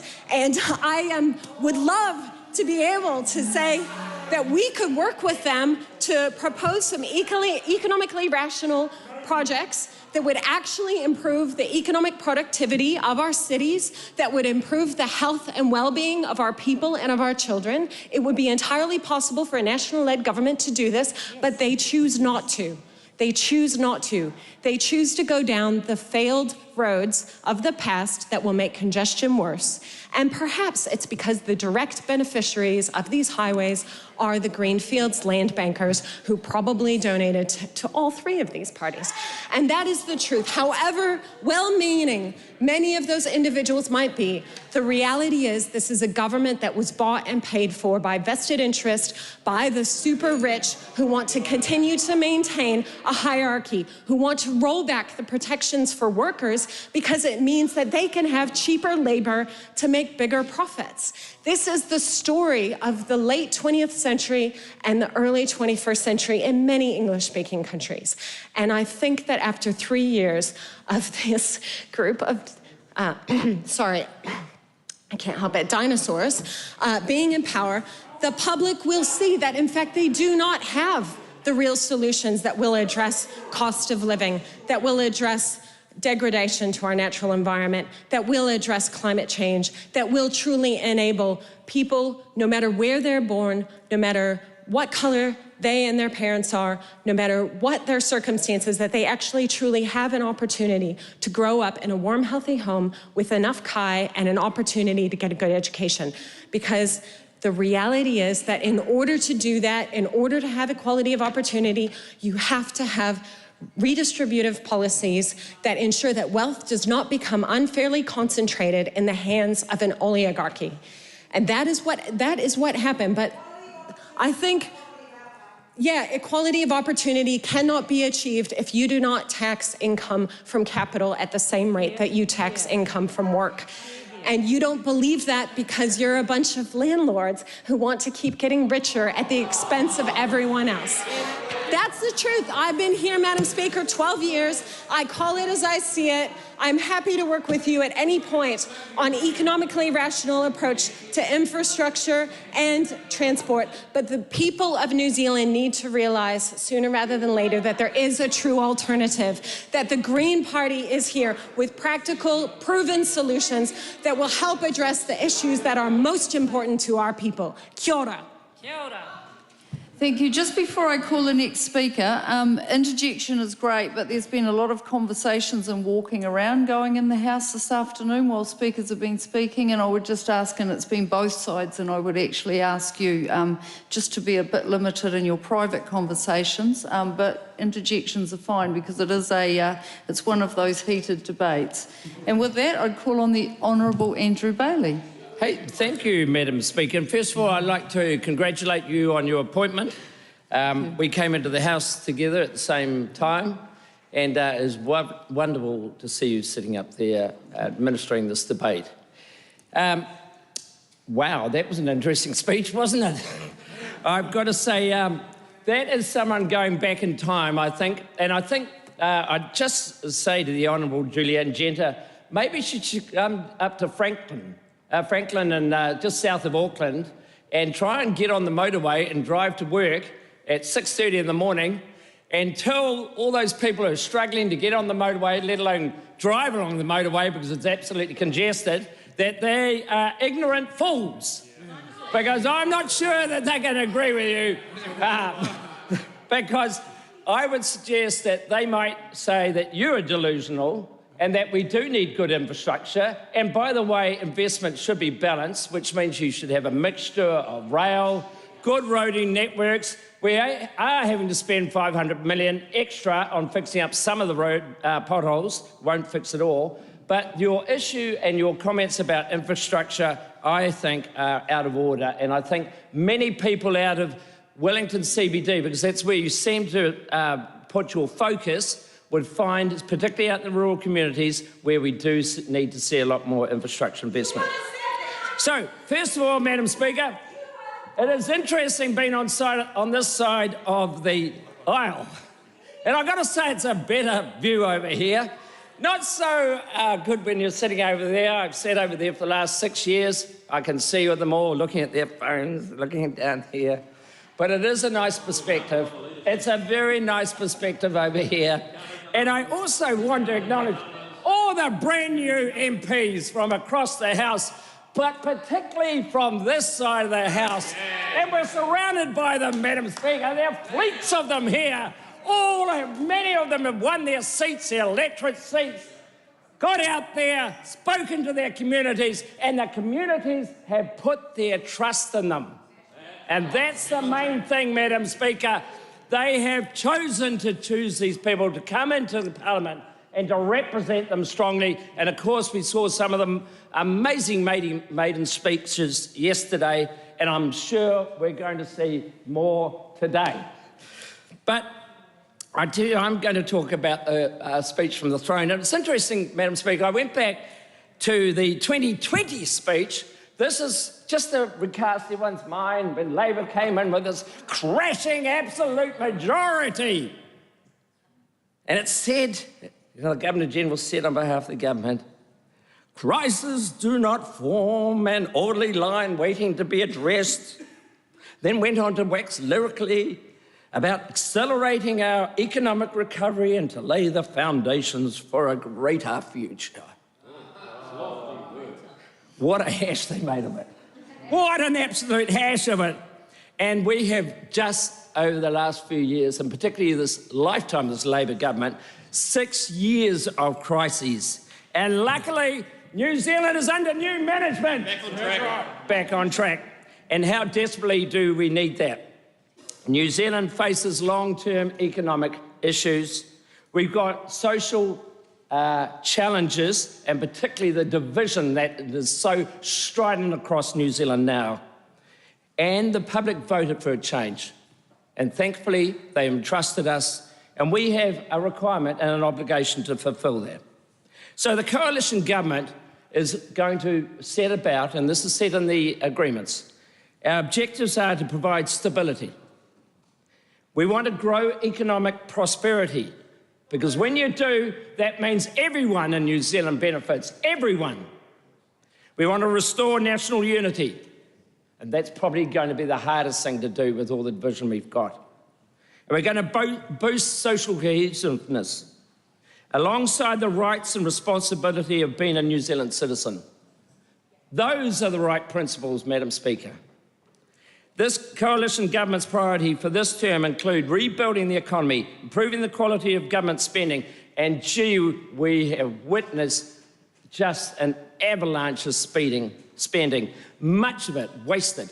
Some of it was all right, but most of it was wasted, blown into the ether. And we're going to reduce regulation, and we're going to lower the cost of living for ordinary New Zealanders. Because that is what is hurting so many people now. They've got no money in their back pocket. They can't buy the shoes for their kids. They can't afford to pay for the membership for some sporting organisation. Or put petrol in the car, that's right. You see them now. You'll see it in your electorate, Mr Simpson, where people go to the fuel bowser and only put in $20 worth. People are hurting out there. And it's our obligation to try and improve their lives. And one way is about tax cuts, but it's not just that. It's about providing a framework where Kiwis want to get ahead, where people, business owners want to invest, because it involves risk. It involves huge amounts of risk. You often have to borrow money against your house. It means you have to get out there and work 24 hours a day, often for quite some periods of time before you turn a profit. And we want them to do that. We want them to feel like they have the opportunity to do that. Because when they do, they hire people. And it means more people in good jobs, not sitting on benefits. As James Meagher said yesterday, about getting people back into jobs, about creating a lifestyle for themselves, that they feel confident, to give them a sense of purpose. And they choose to do it, not because some government tells them to do it. They choose to do it. That's what we're about, Madam Speaker. And we also want to support our small businesses, because they are the powerhouses of our economy. And unfortunately, that Labor government over there, for the last 6 years, just saw them as a cash till. And they imposed heaps of regulation on it without properly considering the nature and the cost and the burden of that regulation on small businesses. That is why New Zealand is in such a parlous state. That is why we have got a turnaround job, as the Prime Minister so correctly describes it. A huge job. And so I'm very grateful that the Prime Minister has asked me to look after small businesses, commerce and stats portfolio. But the other portfolio he's asked me, entrusted me, is a brand new one, Minister for Manufacturing. Because the industry has been crying out for a Minister of Manufacturing. And what people don't realise, manufacturing accounts for 230,000 people employed in this economy. 230,000 people, about 10% of the economy, and underpins about 2/3 of the value of all our exports. And so it's a privilege to be able to do that. And in our agreement with New Zealand First and ACT, we have a raft of things about how we're going to improve the lot for our small businesses and manufacturing. Now, I've only got a few minutes left, Madam Speaker, but regulations. We're going to make the quality of regulations are good. They are based on sound principles and they drive economic growth. And I'm looking forward to working with Minister Seymour to achieve this in his new role as Regulation Minister. We're going to make it easier for small businesses to employ people. We're going to repeal that dreadful proposal, the Fair Pay Agreement, by Christmas. We're going to commit to moderate rises in minimum wage. And I know when I have employed lots of people, be able to budget for increases in minimum wage, and we used to do roughly about 50 cents when we were last in government, every year. Everyone knew it, everyone planned for it. We want to see continuity, we want to see stability, we want to have people have predictability, and so they can plan for it and budget for it. We want to reform the health and safety regulations. We want to reintroduce the 90-day trials because we believe that is a good way, in fact, an enhancing way to get people who are going to take a risk on to see if they can work in your factory. And we're going to look at how we simplify personal grievances arrangements, particularly removing the eligibility for remedies where employees are at fault. We're going to increase or improve the immigration settings. And we are going to do a whole lot in commerce, which is one of my portfolios. We're going to have an inquiry into the banking competition. We're going to expand the role of the Grocery Commissioner. We're going to rewrite that dreadful Credit Contract and Consumer Finance Act that government there implemented. And we are going to do lots of change. Expired. Honourable Dr. Nzherald. Madam Speaker, may I congratulate you and your colleagues who are presiding officers on your election to that role. I have admired the contributions you have made in Parliament, and I also admire all of those who step forward to be presiding officers. It often involves putting the care and custodianship of our Parliament and our democracy ahead of one's own personal ambitions in Parliament, and I'm grateful by the fine lineup of people we have seen take up those positions. So thank you for your contribution, your continuing contribution. It was a pleasure to join with other members of Parliament to hear the speech from the throne and hear the new government outline its plans yesterday. Congratulations to those who have been able to form the government. I have been listening carefully to the contributions from the other side during the debate, and in particular to those by Mr Bishop. And Mr Bishop, I think, took exception at some of the criticism that has been made of the new government's and the speech from the throne, that it seemed to be about very little. And I think he tried to project an idea, well, that's what it's meant to be as a believer in small government. But I have a different hypothesis about why the speech from the throne sounded like a series of repeals and a long list of what would not be done. I think it's because those three parties can agree on very little. And that's why their agenda is not one that is framed in the positive of common aspirations, but one framed in the negative, one that will take us backwards. It was an unusually political speech from the throne in parts, including reference to the government's talking points of strong and stable government, while actually being the most unstable government arrangement ever agreed under MMP. And we have seen evidence of that, and we will go into that in more depth in my contribution. Mr Speaker, since the formation of the government, I, like many New Zealanders, have been absolutely shocked by the idea that smoke-free legislation is intended to be repealed. And a law that was not campaigned on by the national government, a law that would have had tremendous impact, will have tremendous impact for young people, a law that is incredibly popular. Surveys released yesterday showed over 70% of young people are happy with the changes that are proposed. And in fact, it is, and to the member opposite, I can also reassure him that 70% of smokers also want to quit. These laws would have been tremendously beneficial. And I was shocked, like many New Zealanders, to hear that the government proposed to repeal these laws in order to fund their tax cuts. Mr. Speaker, I am outraged by this change, and I will not stop holding the government to account, and there will be no letting up in the pressure. In his first day in the job, in fact, before he even got the job, Dr. Reti has managed to mobilise the entire health sector against him. To be honest, I almost feel sorry for him, because I'm not sure if a Minister of Health has ever had such a bad start to his job. Māori and communities are opposed him. Those people who hold up our communities, the Cancer Society people, the health workers, the principals of our schools are opposed, and many of them have mobilised in a rally that will be held here in Parliament next week.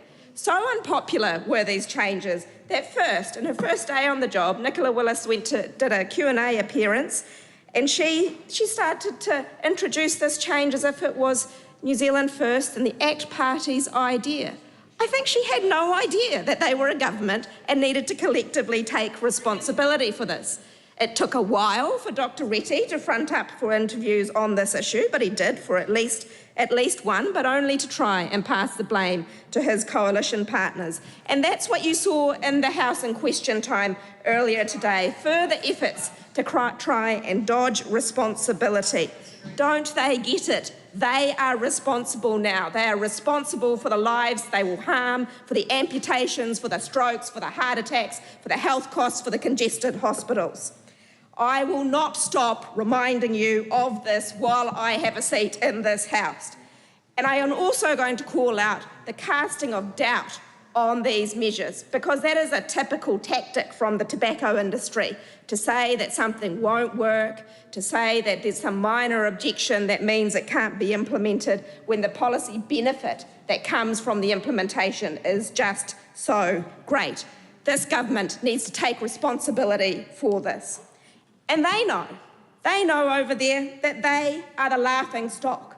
Within 24 hours, the internet has named the Minister of Health, Dr. Cigaretti, and named the Finance Minister, Nicotine Willis. On the way in the taxi this morning, I was pleased to hear Jono and Ben talking about how the country plans to raise youth smoking, and comedian Chris Parker saw his contributions on Instagram. Members from Hastings will be interested. Actually, this is advertised on the Napier City Council website. In Napier and Hastings, they are hosting a play called Make Cancer Great Again, and this takes aim at the Health Minister and the Minister of Finance. Ordinary people up and down the country are laughing at you because of the ridiculousness of funding your tax cuts by making more people smoke. Another example today, the cartoonist Yeo shows Luxon slipping on a banana on the smoke-free, made out of smoke-free. On Instagram, Tavlova's Instagram account claims the government puts pressure on Wellington Rugby to change its name to Hurricanes before the footy season. I don't think the National Party caucus, the grown-ups in the room, I don't think the National Party caucus wants to be the laughing stock of this country, but that's what you're going to hear this summer when you go to your barbecues back in your electorate. Ordinary people will be saying, well, why are you doing that? Because for 50 years we've known that smoking's no good. Why are you bringing that back? Mr. Speaker, Madam Speaker, we want to see the government change course on this, and we will give them every opportunity to do that, but we will not stop holding them to account, and there will be a relentless series of opportunities for them to prove that they have taken evidence into account and changed their mind. Madam Speaker, this is so shocking as well because of the campaign that we heard of the pressures on the health system. It is true that our health system has faced tremendous pressures, and we want to see, as the opposition, the government held to account on its commitments to improve it. In particular, its commitments of matching the Labour Party's health funding promises at the election. I am deeply worried about the concern that those promises will not be met because of the government's unfunded tax plans, and we will be watching the contributions to health cost pressures in the budget and earlier budget reports incredibly closely. We'll look closely at the commitments made to the health workforce about how new health workers would be trained and retained in our health system. In particular, we are eager to see that there is close scrutiny of arrangements that will lead to more medical students being trained for New Zealand, medical students that we desperately need, but which during the election campaign we saw the light would be giving it too much credit, the non-existent scrutiny by the National Party health spokesperson in developing that policy. It was written by the Vice-Chancellor of Waikato University, not by the National Party. We will hold the government to account on its commitments to have modern medicines more available in our communities. Yes, for cancer, but also available medicines being delivered by pharmacies, as we have done by removing the $5 copay across the country. That type of access to medicines needs to be maintained.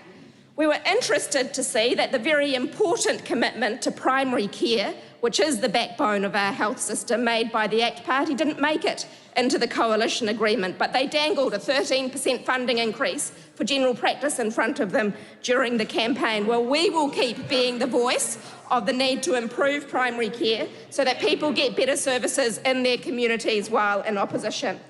And finally, we are going to hold the government to account for its targets.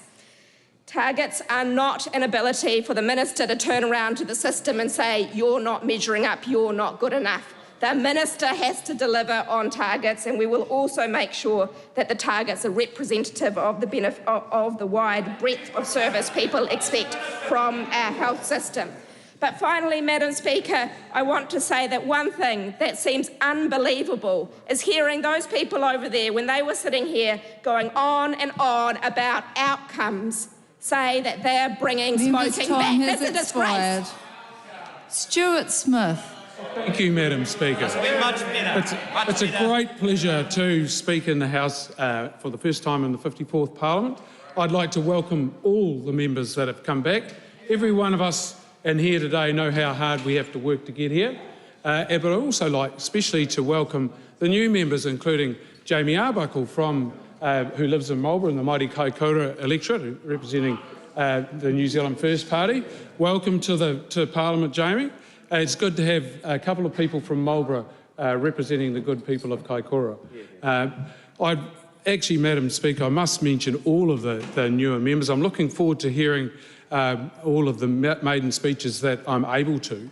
And I certainly enjoyed the two yesterday. What a very high standard they set. But everyone has their own story, and that's what we're all interested in hearing, is what brought these people to this place and what drives them. And it's really important, I think, that we all get an idea of that. So I'm really looking forward to that. And I'm particularly looking forward to hearing Dr. Vanessa Wienick, who grew up in Marlborough and is known to many of my friends.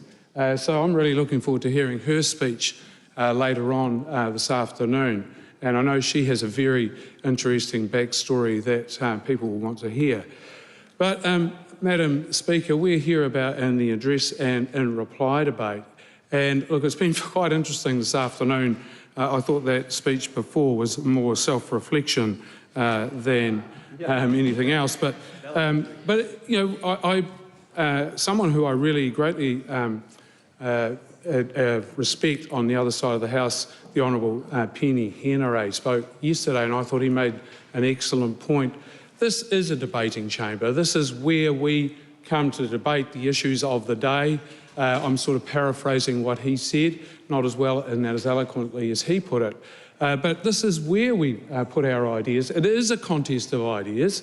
We don't agree, all of us don't agree, but that's the point.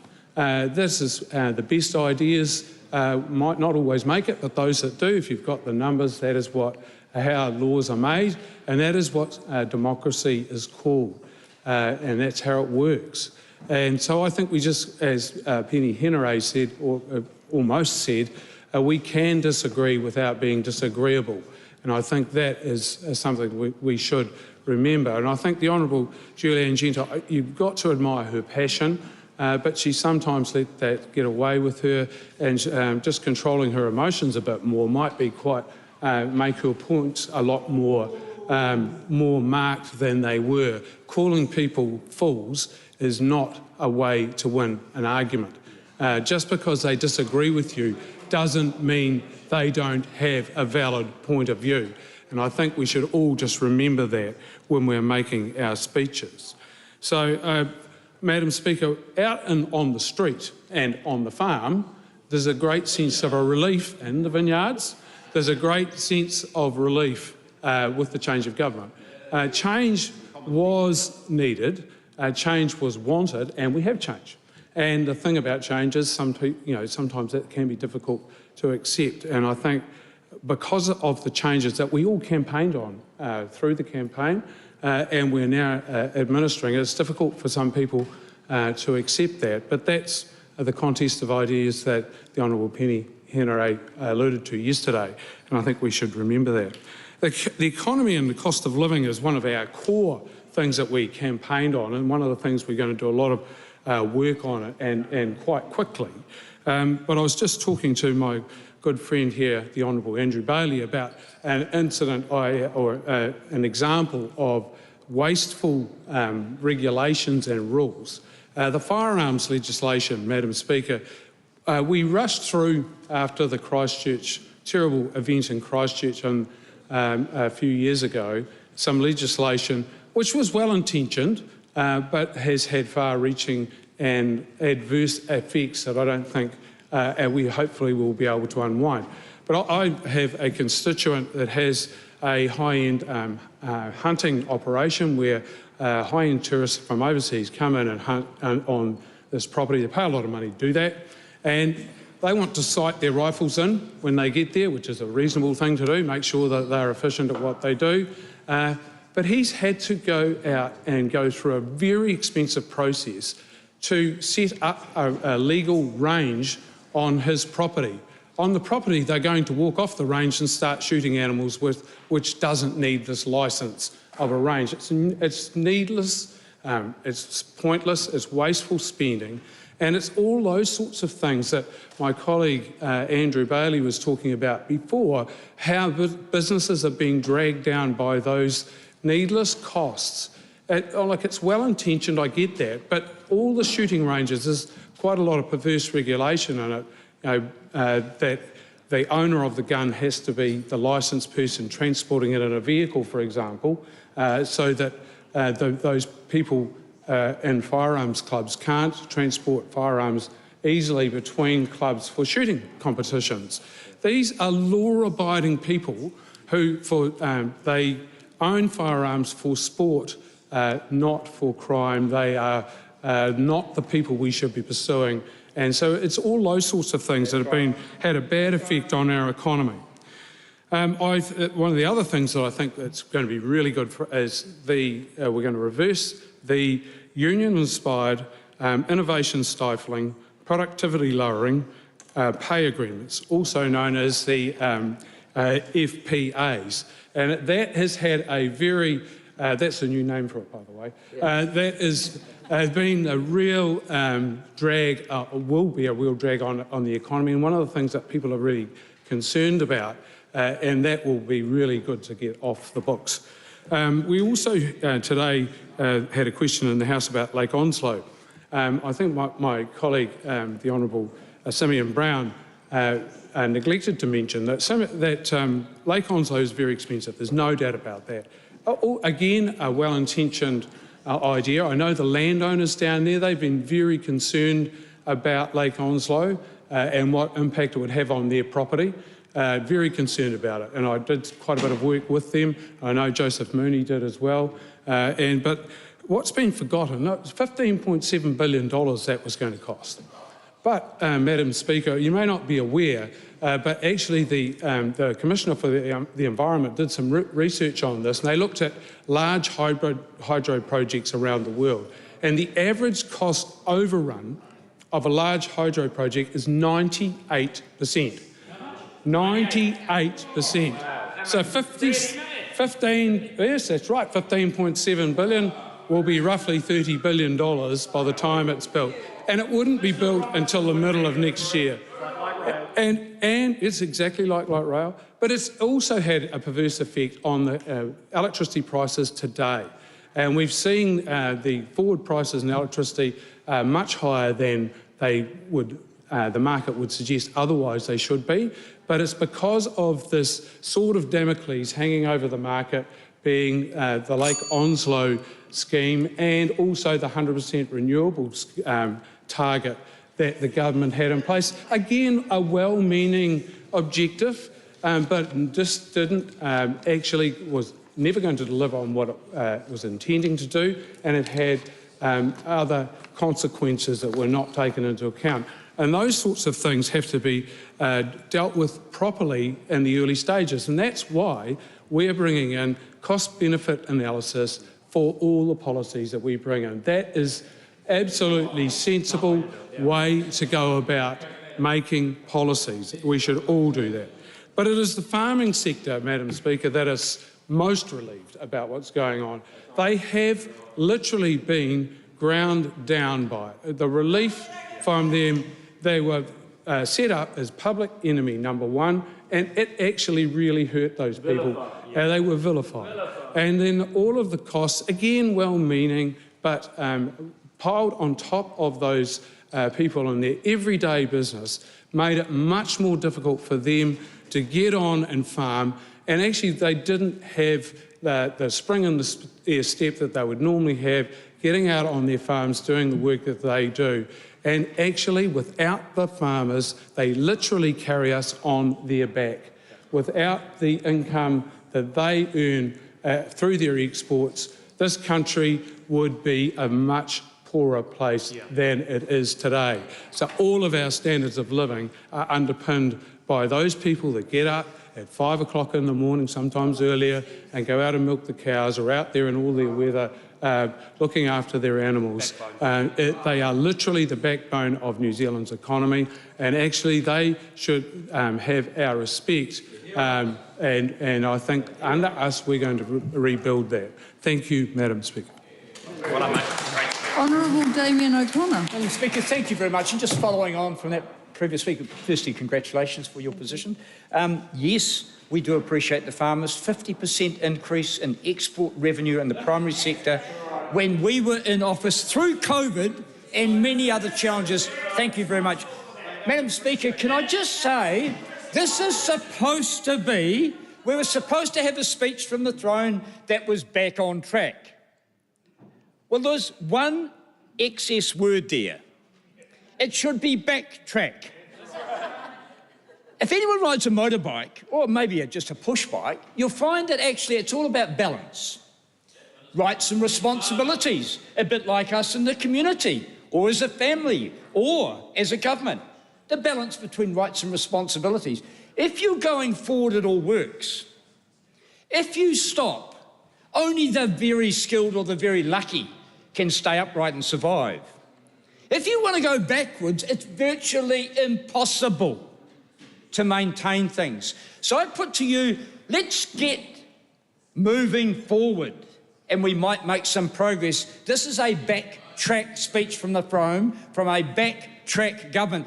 Madam Speaker, let's go through and look at some of the things that they're talking about, because most of it's taking stuff back, not putting stuff in or moving us forward at all.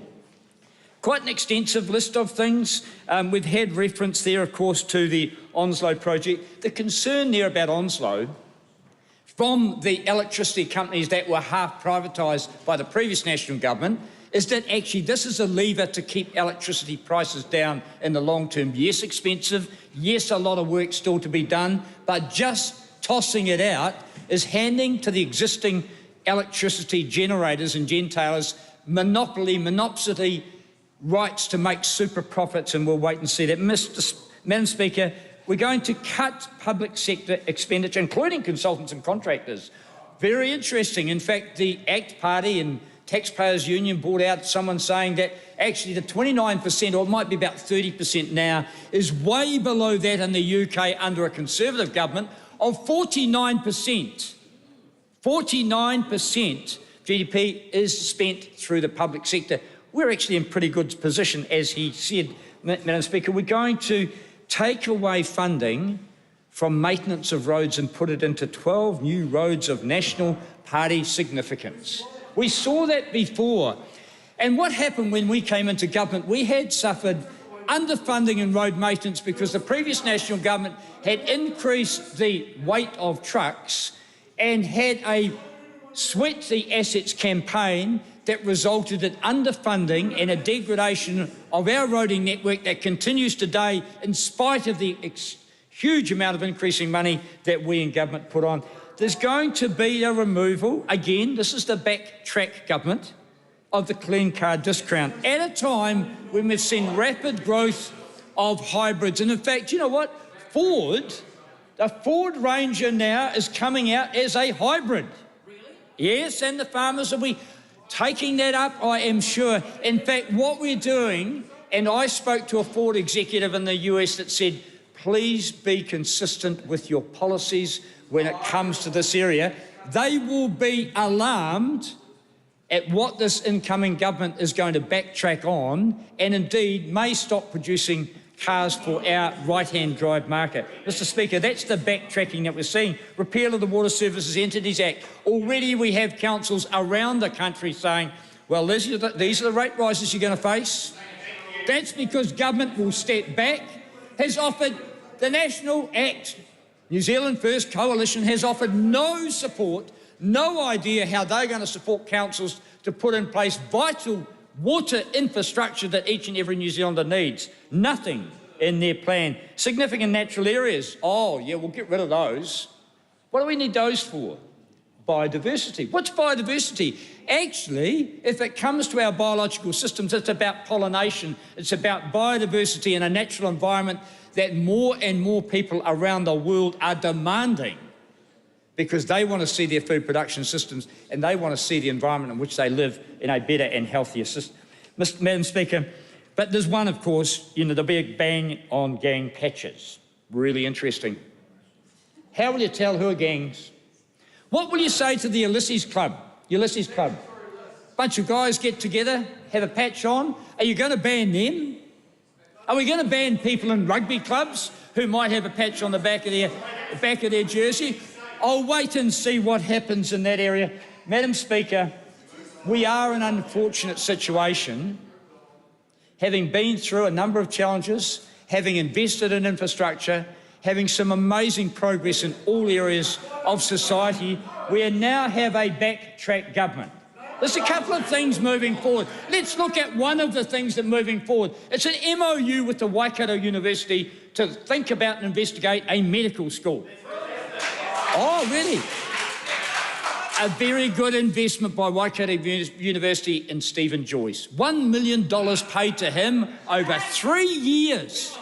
Well, he'll be rubbing his... Isn't that a great investment of taxpayers' money to Stephen Joyce to lobby for a medical school that has been investigated and, in fact, it's just not viable because of the scale. But anyway, we'll wait and see what happens there. But can I come back to the one that my spokesperson for health gave a great speech on? One of the things, and that is the amendments to the Smoke-Free Environments Regulated Products Act. Outrageous. Do you know what the landlords have got? It's a new saying. Puff away and pay our way. Puff away and pay our way. Because that misery from emphysema and cancer, that as an Associate Minister of Health in the past, I was helping to reduce, has now been reversed by tobacco lobbyists and by money people who want to pay less tax and pay for it through the misery of people who take up smoking.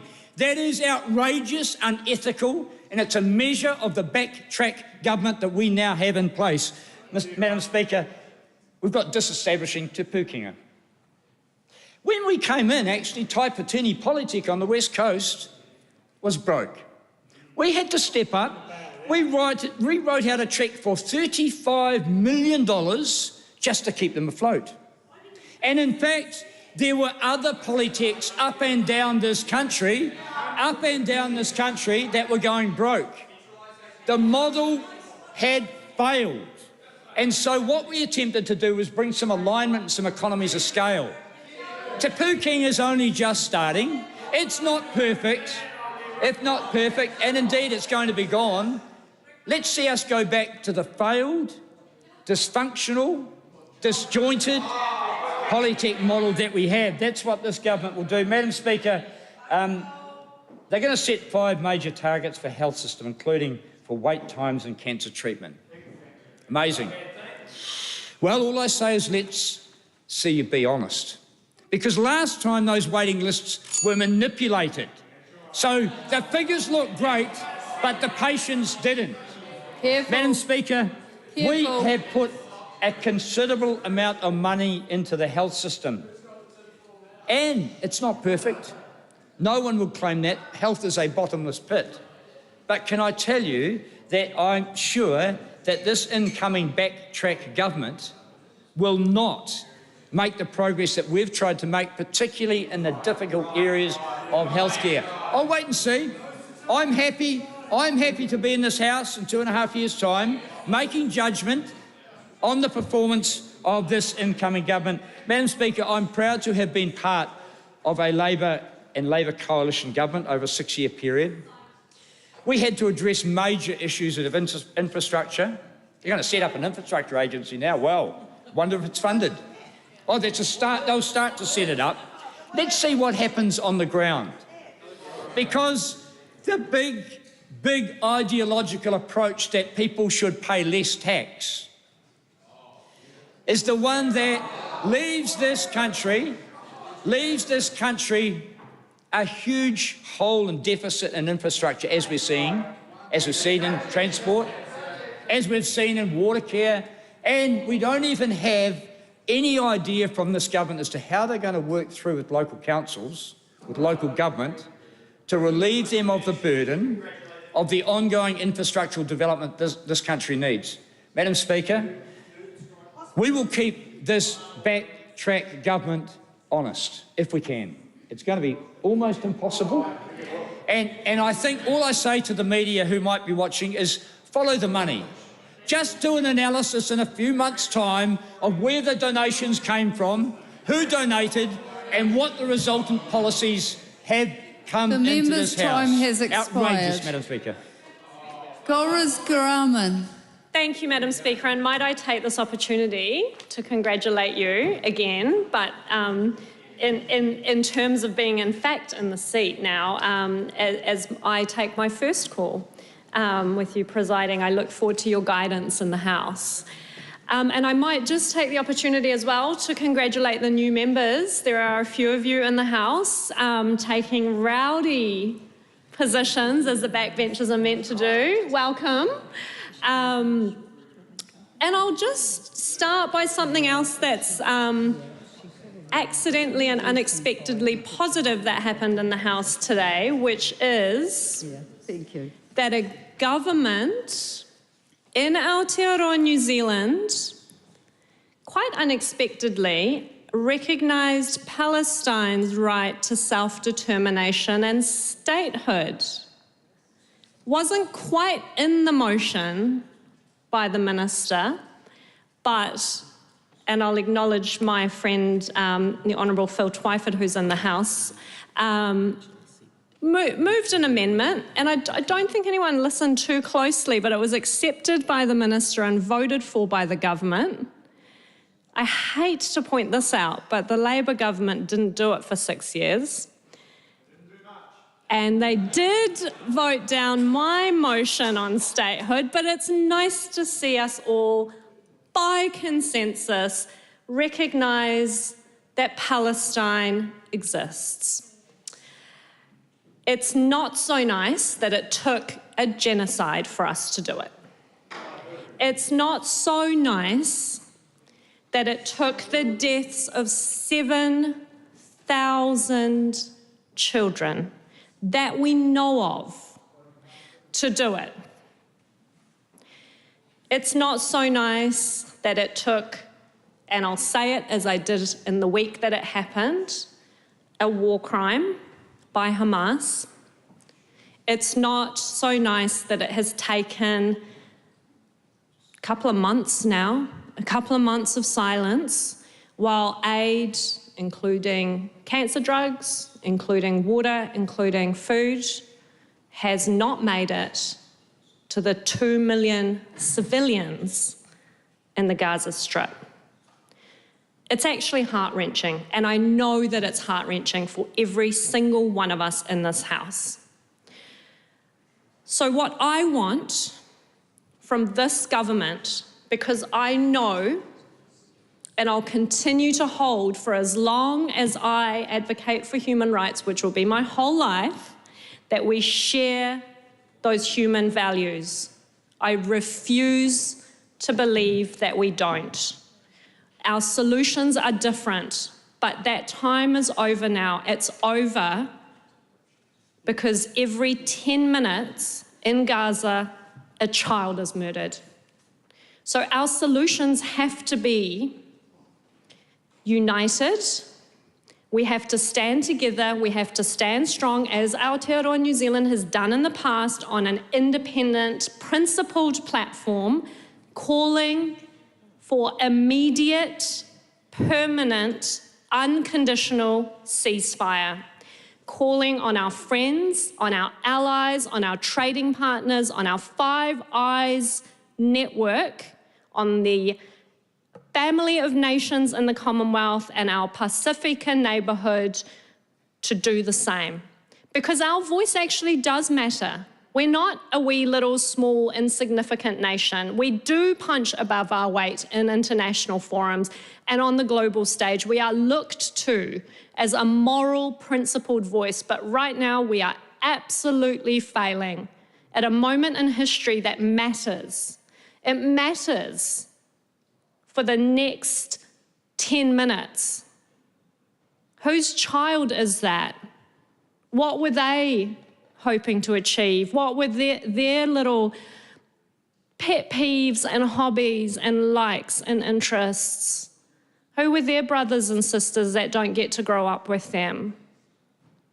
Because actually those little kids in Gaza have more in common with the Israeli babies that got affected by the Hamas attack. And we have to hold that. They have more in common with the kids that we know, the little ones that we hold close in our lives, than they have in common with the likes of Brian Tamaki, with the likes of the Biden administration, little comms people writing up statements that fall short, again and again, fall short to uphold our humanity.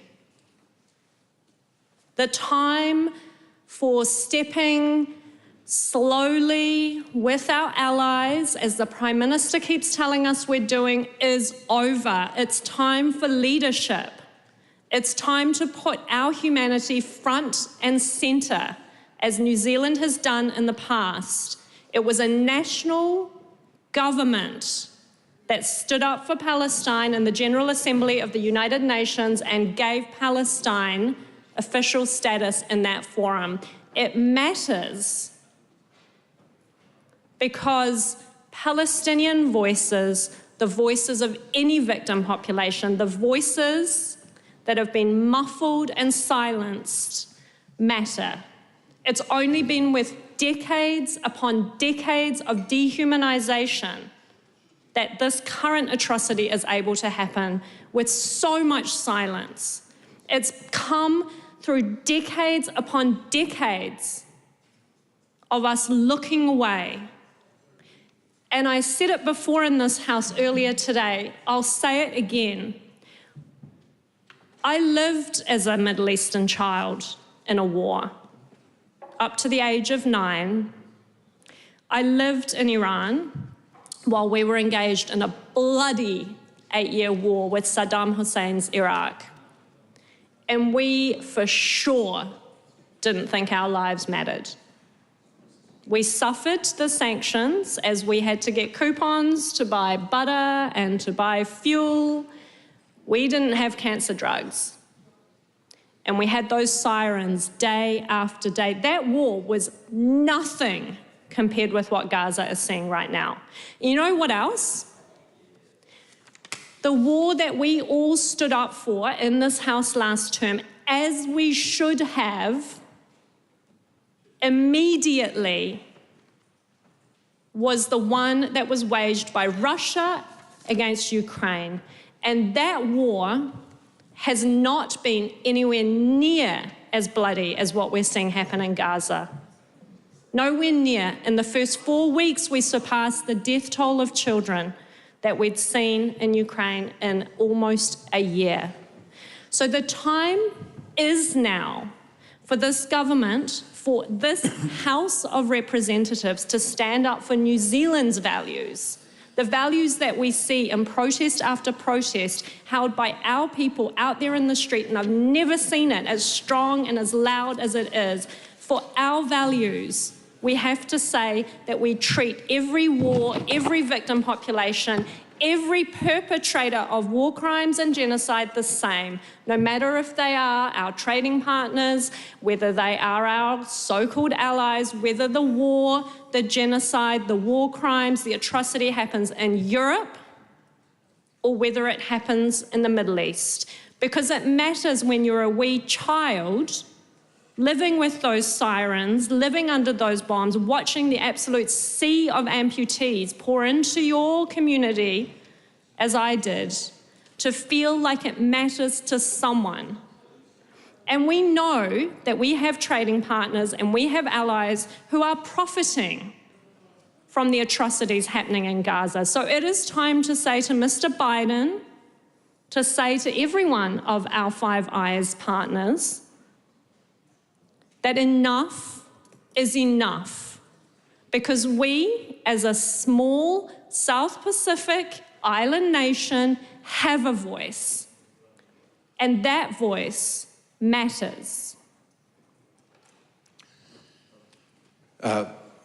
The Business Committee decision has been to, at this time, inside the address and reply debate, to hear maiden speeches. Accordingly, I call on Vanessa Winnick. Nau mai, haere mai, e ngā mana, e ngā reo, e ngā rangatira mā, tēnei te mihi ki te hunga katoa e hui hui mai nei I tēnei rā. Nō reira, nau mai, haere mai, tēnā koutou katoa. I'd first like to congratulate you, Mr. Speaker. I've known you not very long, and I've valued our conversations very much, and I look forward to many in the future, hopefully not with you counselling on my bad behaviour.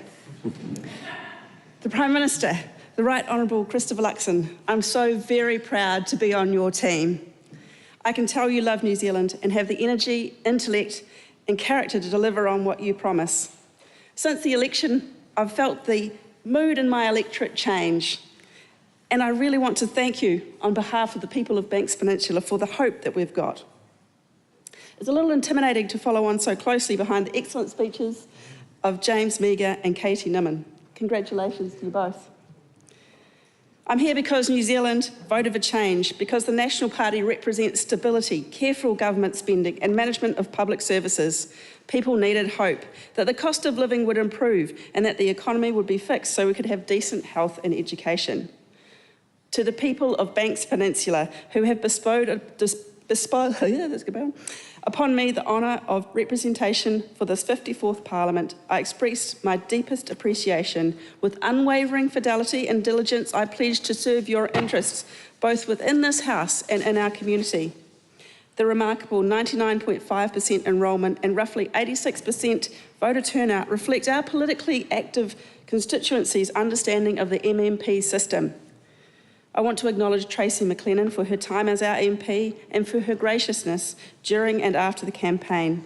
I'm also looking forward to working with Lan Farm and Laura Trask, the list MPs from Banks Peninsula. A special tribute is due to our veteran community and to all those who served and did not return. As the first female ex-regular force veteran from the New Zealand Defence Force whose service is memorialised within these walls, I take great pride in this moment. The significance of this occasion is amplified by the appointment of the first woman Minister of Defence, and another veteran is serving as our Minister for Veterans. I'm here through the efforts of a lot of people that I want to thank. My husband and children, who could not be here today, provide the strength and purpose for all my ventures. Their absence doesn't diminish their impact, and I'm grateful for their role in shaping who I am. To my sister and extended family and friends present, thank you for being an integral part of my journey and for coming here to be with me today. To Sylvia Wood and the rest of the National Party, the board, thank you for believing in me. I'm glad you saw that I have enough redeeming features despite some questionable life choices. My heartfelt thanks to my campaign chair, Lincoln Platt, a loyal party member who has become not only a trusted ally but a true and valued friend. His unwavering support and commitment were evident in every aspect of our campaign, and I'm immensely grateful. To all my volunteers who delivered flyers, put up hoardings, attended events, waved and signs and knocked on doors, your support was invaluable, and I hope we have a lot more fun together over the years. Thank you to the young Nats whose energy and enthusiasm made sign waving on cold afternoons a whole lot more enjoyable. Thank you to our regional chair and all of the support and campaign staff at national headquarters. I also want to extend my gratitude to the Honourable Dr. Shane Retty for his encouragement and support throughout the Candidates College and the campaign. His guidance has been invaluable, and clear understanding of the health system and vision for the future has been inspiring, and it gives me hope that we can wrangle something positive from an otherwise unmitigated disaster that is the health reforms. I would also like to especially thank the Honourable Matt Ducey for his inflappable and relaxed support and the clear analysis of the requirements for the campaign. He kept the Greater Christchurch group of candidates coordinated as they could be throughout the campaign, and it was key to our success. Now, I believe, Mr. Speaker, that it's acceptable to be unashamedly parochial about one's electorate. In my opinion, Banks Peninsula is the most interesting electorate in the country, and I have some examples to support this. I have some experience persuading people to change their minds and habits, and I intend to be the kind of politician who backs up statements with evidence. Firstly, in matters of gender representation, Banks Peninsula stands at the forefront. As the 7th woman elected as an electorate MP in this region, we hold a distinctive position in history, having elected the first woman MP, Elizabeth McCombs, from the Littleton in 1933, and have elected the most women to this House. Banks Peninsula, a microcosm of New Zealand, boasts both rural and urban landscapes. It serves as the jewel in Canterbury's tourism crown, the recreational haven for Christchurch, and a hub for diverse industries. Arguably, Banks Peninsula embodies the soul of Christchurch, as evidenced by the creativity of our artists and musicians. Our historical roots were integral to the foundation of this nation. I want to highlight the Brig Elizabeth affair. In November 1830, a British ship captain was complicit with Te Rauparaha in tricking the local chief Te Maiharanui aboard to trade harakeke. Once aboard, the chief and his family were kidnapped, and the Ngāti Toa warriors that night crept into the pa and massacred the locals. When news of this crime eventually made its way to the British authorities, it was met with shame and horror, and was one of the events that spurred the British to send Busby and then Hobson to oversee the British subjects in New Zealand and to eventually sign Te Tiriti o Waitangi. Today, the memorial at Takapūneke stands as a symbol of truth, healing and partnership.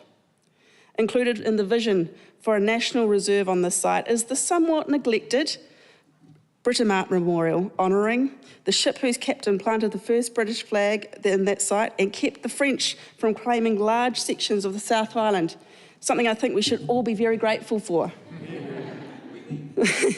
We're also at the forefront of future industry.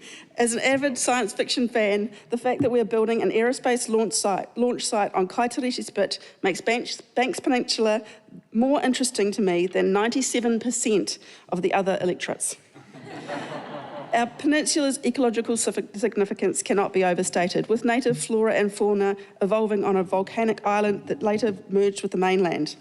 We're world renowned for regenerative conservation, with Henawai Reserve the best example of this. The peninsula has gone from an estimated 1% Indigenous forest early last century to 16% now. Fundamental to this success was the empowerment of landowners to covenant their land and have control over this process.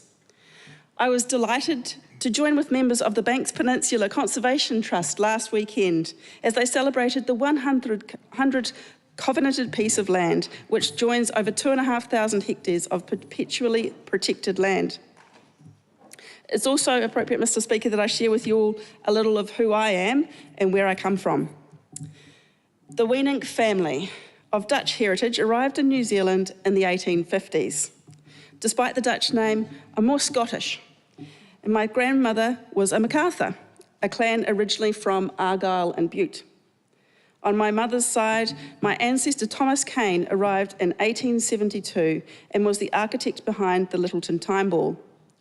I'm proud of that connection to Littleton, and I can also see what a visible monument to colonialism such a building represents. Living in the picturesque Port Hills, I find myself connected to the land where my wider family has continuously resided since the 1870s. I spent my childhood in Canvasstown. I'm fairly certain I'm the first MP to have attended that school. Playing in the bush and swimming in Te Hoere Pelorus River forged a connection to the land, and we had a unique upbringing. My father had an entrepreneurial spirit, trying to earn a living through pig farming, goat farming, mussel farming, and eventually horticulture. He was a pioneer of the cannabis industry in the 1980s. Despite legal challenges and a stint under Her Majesty's hospitality, he instilled in me a love for books and a rapid reading ability. He died suddenly when I was age 18. He was 52 of a blood clot to his lungs, which had also tragically killed his own father at age 36. My mother, a nurse, raised my sister and me solo and faced many hardships, but she also taught me to focus on a goal, visualise it clearly, then believe deeply that I had already achieved that goal. That way, I didn't need to be anxious about the outcome, just focus on the process of making it happen, planning carefully, and then grittily executing it. Mum was also a strong feminist. As part of the Women's Division of Federated Farmers, Country Women's Institute, Zonta, and the National Council of Women. I have many fond childhood memories of those meetings, and I suspect that's why I love meetings so much now. Mum passed away last year, but she knew I was going to be an MP because she knew that I'd set my mind to it. I studied medicine in Otago, and while I was there, I joined the Territorials, and all up, I served nearly 22 years in the regular force and Territorials.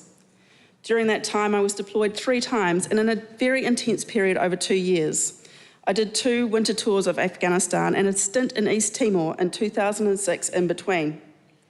My son was 6 months old when I first deployed. I missed his first Christmas, and he turned 3 while I was away on my last tour.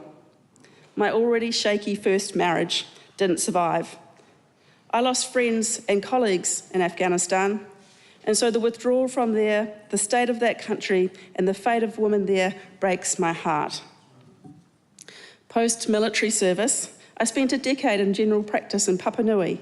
That career got off to a shaky start because of the Christchurch earthquakes.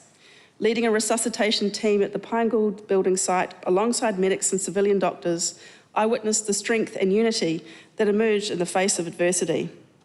The challenges faced by our people in the aftermath, compounded by inequities in insurance and the inadequacies of EQC, fueled my outrage and injustice and commitment to rebuild on Christchurch. My political ideology transcends easy categorisation. I'm socially liberal and fiscally conservative, and I'm a blue-green.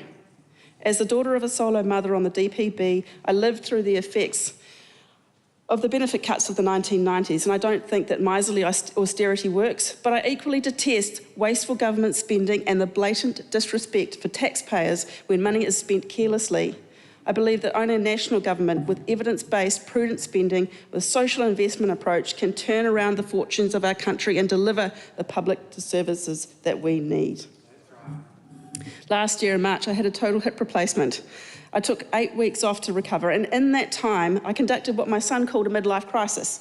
And whilst numerically accurate, does not reflect the careful process I undertook. I analysed all of my options, and I considered going back to the army, but my hip blocked that path, so the next was politics.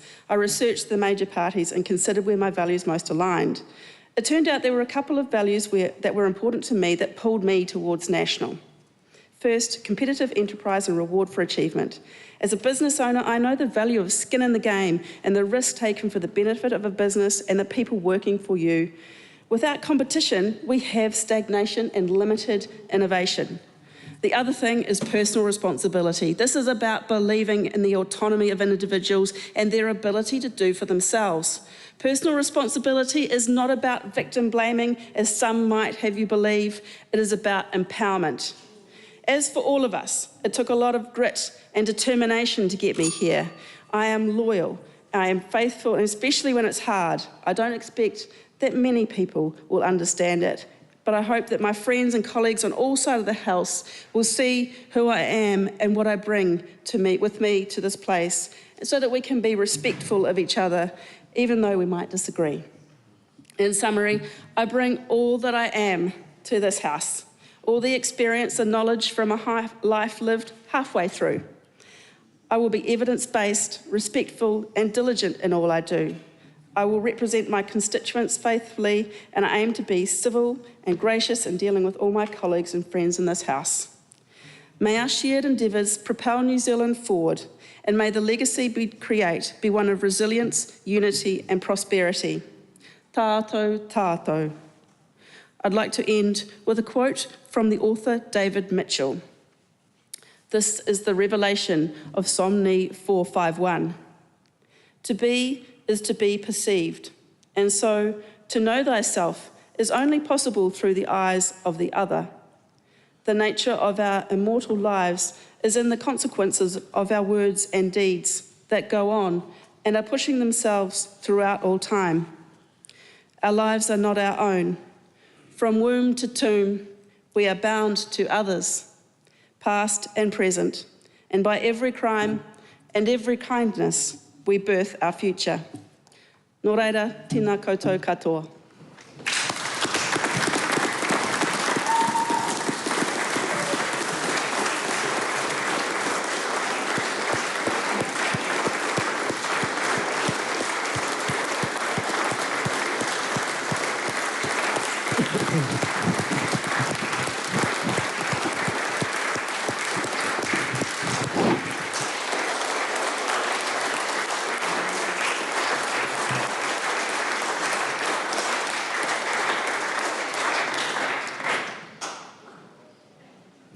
To make a maiden statement, I call on Ryan Hamilton. Thank you, Mr. Speaker. I was recently driving down the Waikato Expressway at 110 kilometres per hour on cruise control, listening to the uplifting harmonies of Thunderstruck by AC/DC. The sun was coming in through the window and was gently warming my face, balancing the cool air conditioning on my arms. Blue skies stretched to the horizon, and I thought, how great is this, as I pondered my upcoming maiden speech. But, Mr. Speaker, the road is so smooth, so efficient, frankly so delightful, that I got to my destination before I could even complete my contemplations. So bear with me as I continue on. Congratulations, Mr. Speaker, on your role and your position, certainly very well deserved, and I look forward to your guidance and counsel in this special place based on your vast experience. Ina mana, ino reo, raurangatira, ma tēnā koutou, tēnā koutou, tēnā koutou katoa. The authorities, the language, esteemed ones to you all, greetings, greetings, greetings. Kia whakahonoreitia te kingi Māori, tu heitia po tātou te whirowhiro, te tuawhitu. Let the Māori King be honoured, tu heitia po tātou te whirowhiro the 7th.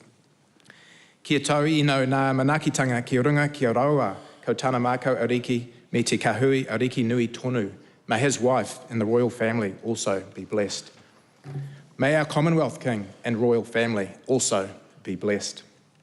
I would also like to acknowledge our new Prime Minister, Christopher Luxon, for your new role and your leadership of both our party over the last 2 years, but also your leadership through the campaign and a work ethic which was tireless. You give personification to the relentless pursuit of excellence. May you, your wife Amanda, and your family also be blessed. I also acknowledge our party president, Sylvia Wood, and their board and their commitment to the party and the well-being of New Zealand, and our party leadership, particularly Nicola Willis, Chris Bishop, and the role Joe de Jour has played. To the coalition and the leadership of Winston Peters and David Seymour, thank you for your integrity and unity to work together cohesively. I look forward to working with you and your MPs as we unite under a broader korowai of mutual values and aspiration for our country. To my brother, the Dark Knight of Hamilton West, that super Māori fella, now the Honourable Tama Potaka, I wish you every success in your portfolios in the wero and challenge of reconciling and uniting the National Party values with Māori and iwi aspirations. If anyone can do it, you can, and know that I am here to support you also. Kia kaha, kia maia, kia manawa nui. Assalamu alaikum, kamusta, namaste, daja hao, kia orana, talofa lava, mala olele, nisa bulavanaka.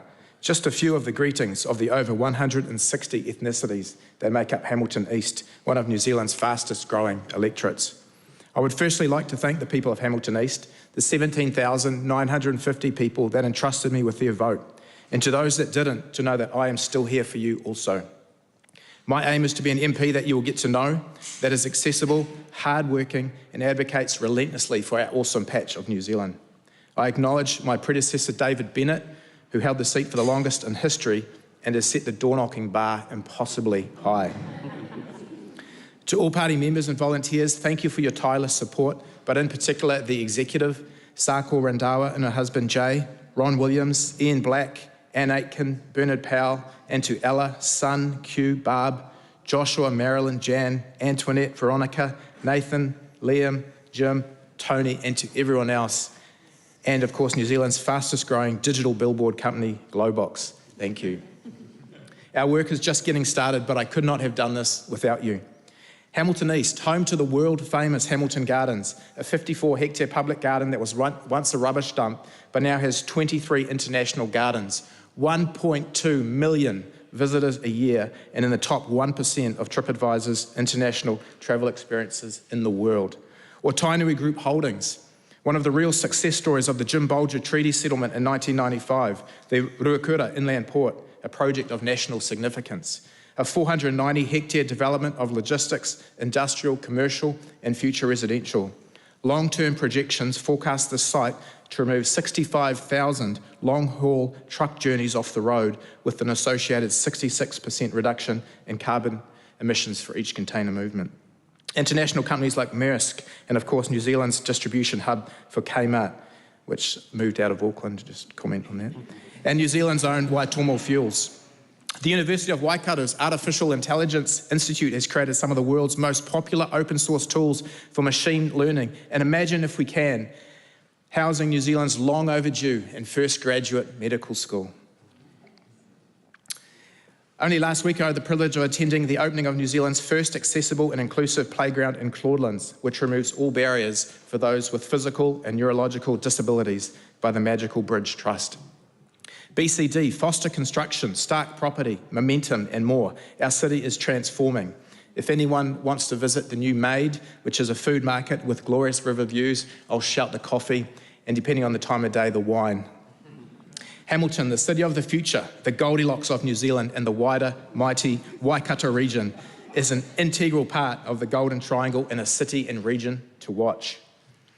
Hamilton is keen to see a sensible return to law and order, where people are made accountable for stealing and damaging property that is not theirs. Business owners and shopkeepers have had enough. Residents are keen to feel safe again in their own communities, and indeed, this is one of our party values and part of our policy plan to deliver on, which we desperately need. Not electronic bail with very little accountability or resource to support. Equally, supporting prisoners on remand with their rehabilitation they need straight away is a proactive measure which will no doubt help those that are prepared to choose a different path. New Zealand has had a short-term view on infrastructure, roading that has been built just in time, too little too late, or simply not at all. I'm so pleased that we are proposing a national infrastructure agency that will have a long-term and evidence-based approach to what investments we need to take New Zealand forward, to support productivity, livability and employment, not driven by ideology with unintended consequences and unmanaged financial waste. As to the interrupted and long overdue Southern Links connections, Hamilton says thank you, yes please and about time. Tama and I say chur. Water's infrastructure and other essentials that address our estimated $200 billion infrastructure deficit will now start to be pragmatically addressed under this national-led coalition government. We are moving on from the binary rates and development contribution models that have stymied our ability to unlock growth faster, and we will now enable special purpose vehicles, infrastructure funding and financing tools, tolls, overseas investment where appropriate, and value capture models which can be appropriately deployed on a case-by-case basis. City deals present a unique opportunity to additionally add to this mix of tools, with the proviso that local governments and regional councils can align and articulate a shared value proposition and investment strategy that unlocks growth for employment and housing opportunities. I will work hard for Hamilton East and indeed our region to foster and advocate for these types of opportunities, utilising my local government experience and relationships for maximum yield. I believe we are well positioned with the fantastic groundwork of Future Proof, Waikato Regional Housing Initiative, our Economic Development Agency, Te Waka, with Hamish and Fiona, and a vocal and vociferous Chamber of Commerce led by Don Good. Born to Kiwi parents in Canada in 1979 with my brother and two sisters, I came to New Zealand at the tender age of 8 with a very cute accent. I've attended Frankton Primary, Southall School, and acknowledge my mate Ben, who's here today, friends since Standard 4, 1990. 1 year at Hamilton Boys High School, where the legendary Susan Hassel was my English teacher, and then 4 glorious years at Fraser High School, where I had the privilege of becoming head boy. I have chaired Te Whare Korowai, Hamilton Christian Night Shelter, and turned a non-existent business with a $2,000 startup loan from my dad into a $1 million enterprise. Shout out to the good buggers at Grimoff in Hamilton and Tauranga, improving your place in the world. To all the small business owners out there, I am one too. I can relate. You are the backbone of the New Zealand economy. Help is coming. If employers are doing well, then employees have the opportunity to thrive also. We can't penalise one and not expect it to impact on the other. More recently, as a Hamilton City Councillor, I understand the challenges of local government, and I have seen how central government has disrespected local governments for the last 6 years with disingenuous engagement, and how we must do it differently and work together to achieve good and sustainable outcomes. My father, Dr. Graham Hamilton, born to a Kiwi mum and Irish father, his mum, my nana, living to 100 years old and only passing 3 years ago. A civil engineer from Otahuhu. He was in the same class as David Longy, although they shared different views. Had an extensive overseas career and business journey. He taught me the value of community, having spent decades as part of Rotary groups all over New Zealand and the world, but would also extend his hand in greeting people and would pull over to the side of the road if someone had car trouble. Look someone in the eye when you shake their hand and give them the firm handshake he taught me. I know he struggled to put me through private school, which I had the privilege of going to for 3 years. I hope the investment has paid off, Dad. To my mum, who passed in June this year, who got to see me win my nomination. I know she was very proud. She was a staunch National Party supporter and community advocate, and like me, an ex-Hamilton City Councillor. She had a key hand in ensuring the internationally acclaimed Balloons Over Waikato remained by pursuing sponsors when things were drying up. As a Hamilton librarian in the late 80s and early 90s, she started up a local reading program sponsored by McDonald's first McDonald's franchisee, Brian Old, in several low decile primary schools. I shared in her eulogy how she would be proud of our party's policy of 1 hour of reading, writing and maths in the school curriculum. Former Hamilton West MP Tim McIndoe was the celebrant at the funeral, and although he has officiated many funerals over the year for people with strong political connections, he said he had never before seen a policy announcement woven into a eulogy. I know she would have approved. To my children here today, Anika, Sky, Beckham, my future son-in-law, Geordie and Diesel, thanks for your support.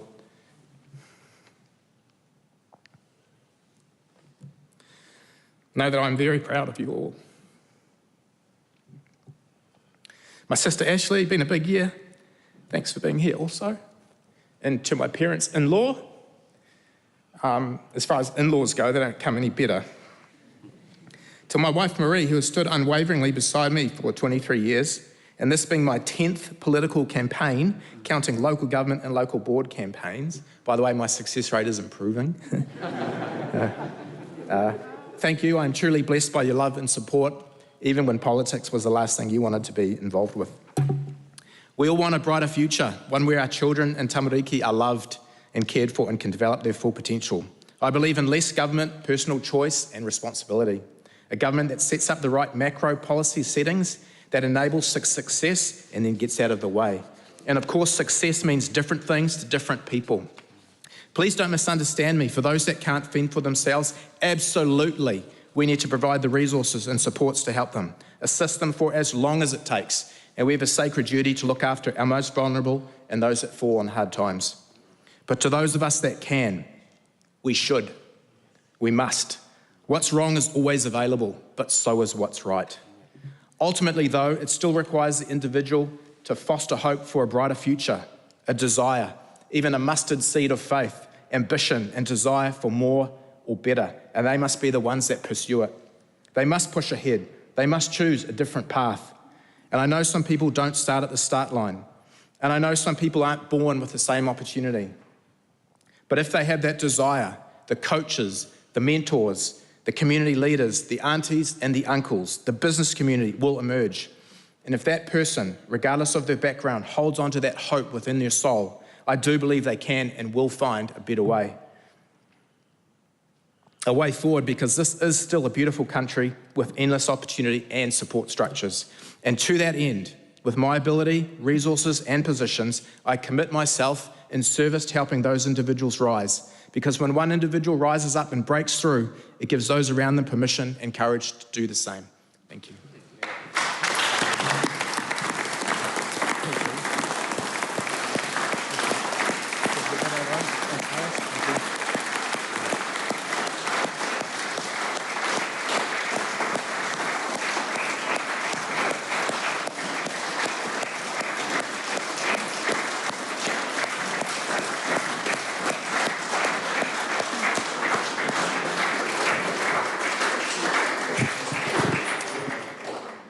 The House stands adjourned until 2 p.m. on Tuesday, the 12th of December 2023.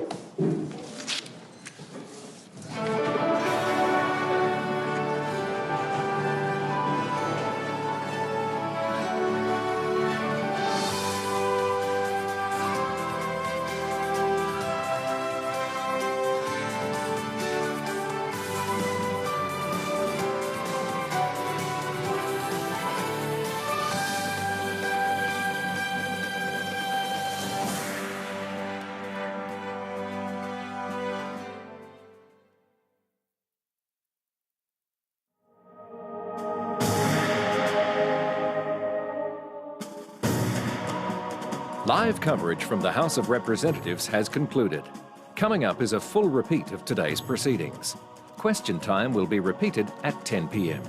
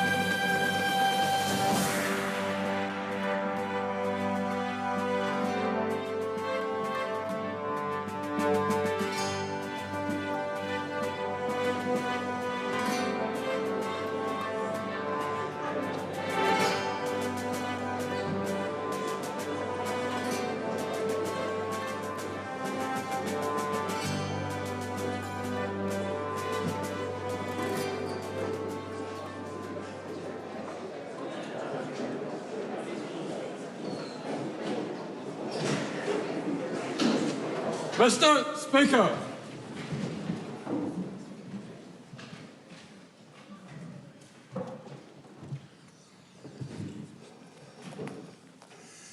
Almighty God, we give thanks for the blessings which have been bestowed on us. Laying aside all personal interests, we acknowledge the King and pray for guidance in our deliberations, that we may conduct the affairs of this House with wisdom, justice, mercy and humility for the welfare and peace of New Zealand. Amen.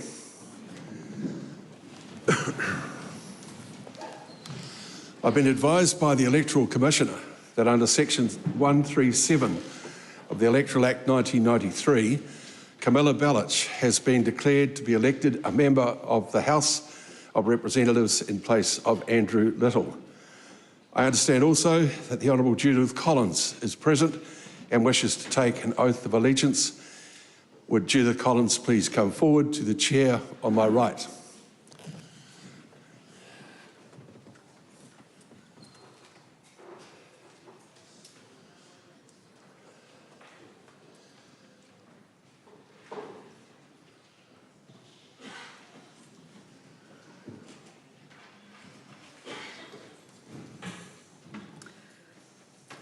I, Judith N. Collins, swear that I will be faithful and bear true allegiance to His Majesty King Charles III, his heirs and successors, according to law. So help me God.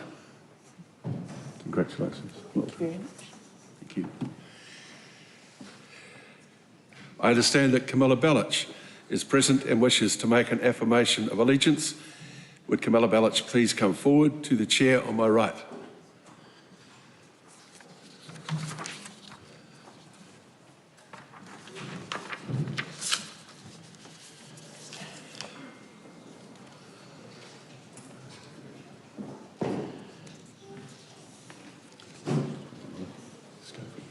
Kua hau, ko Camilla Vera Fesley-Bellich.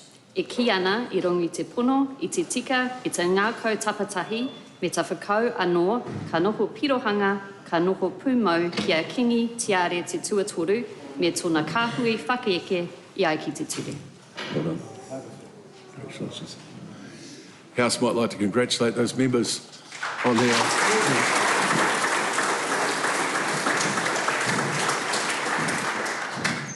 And we come now, I think, is there a government motion?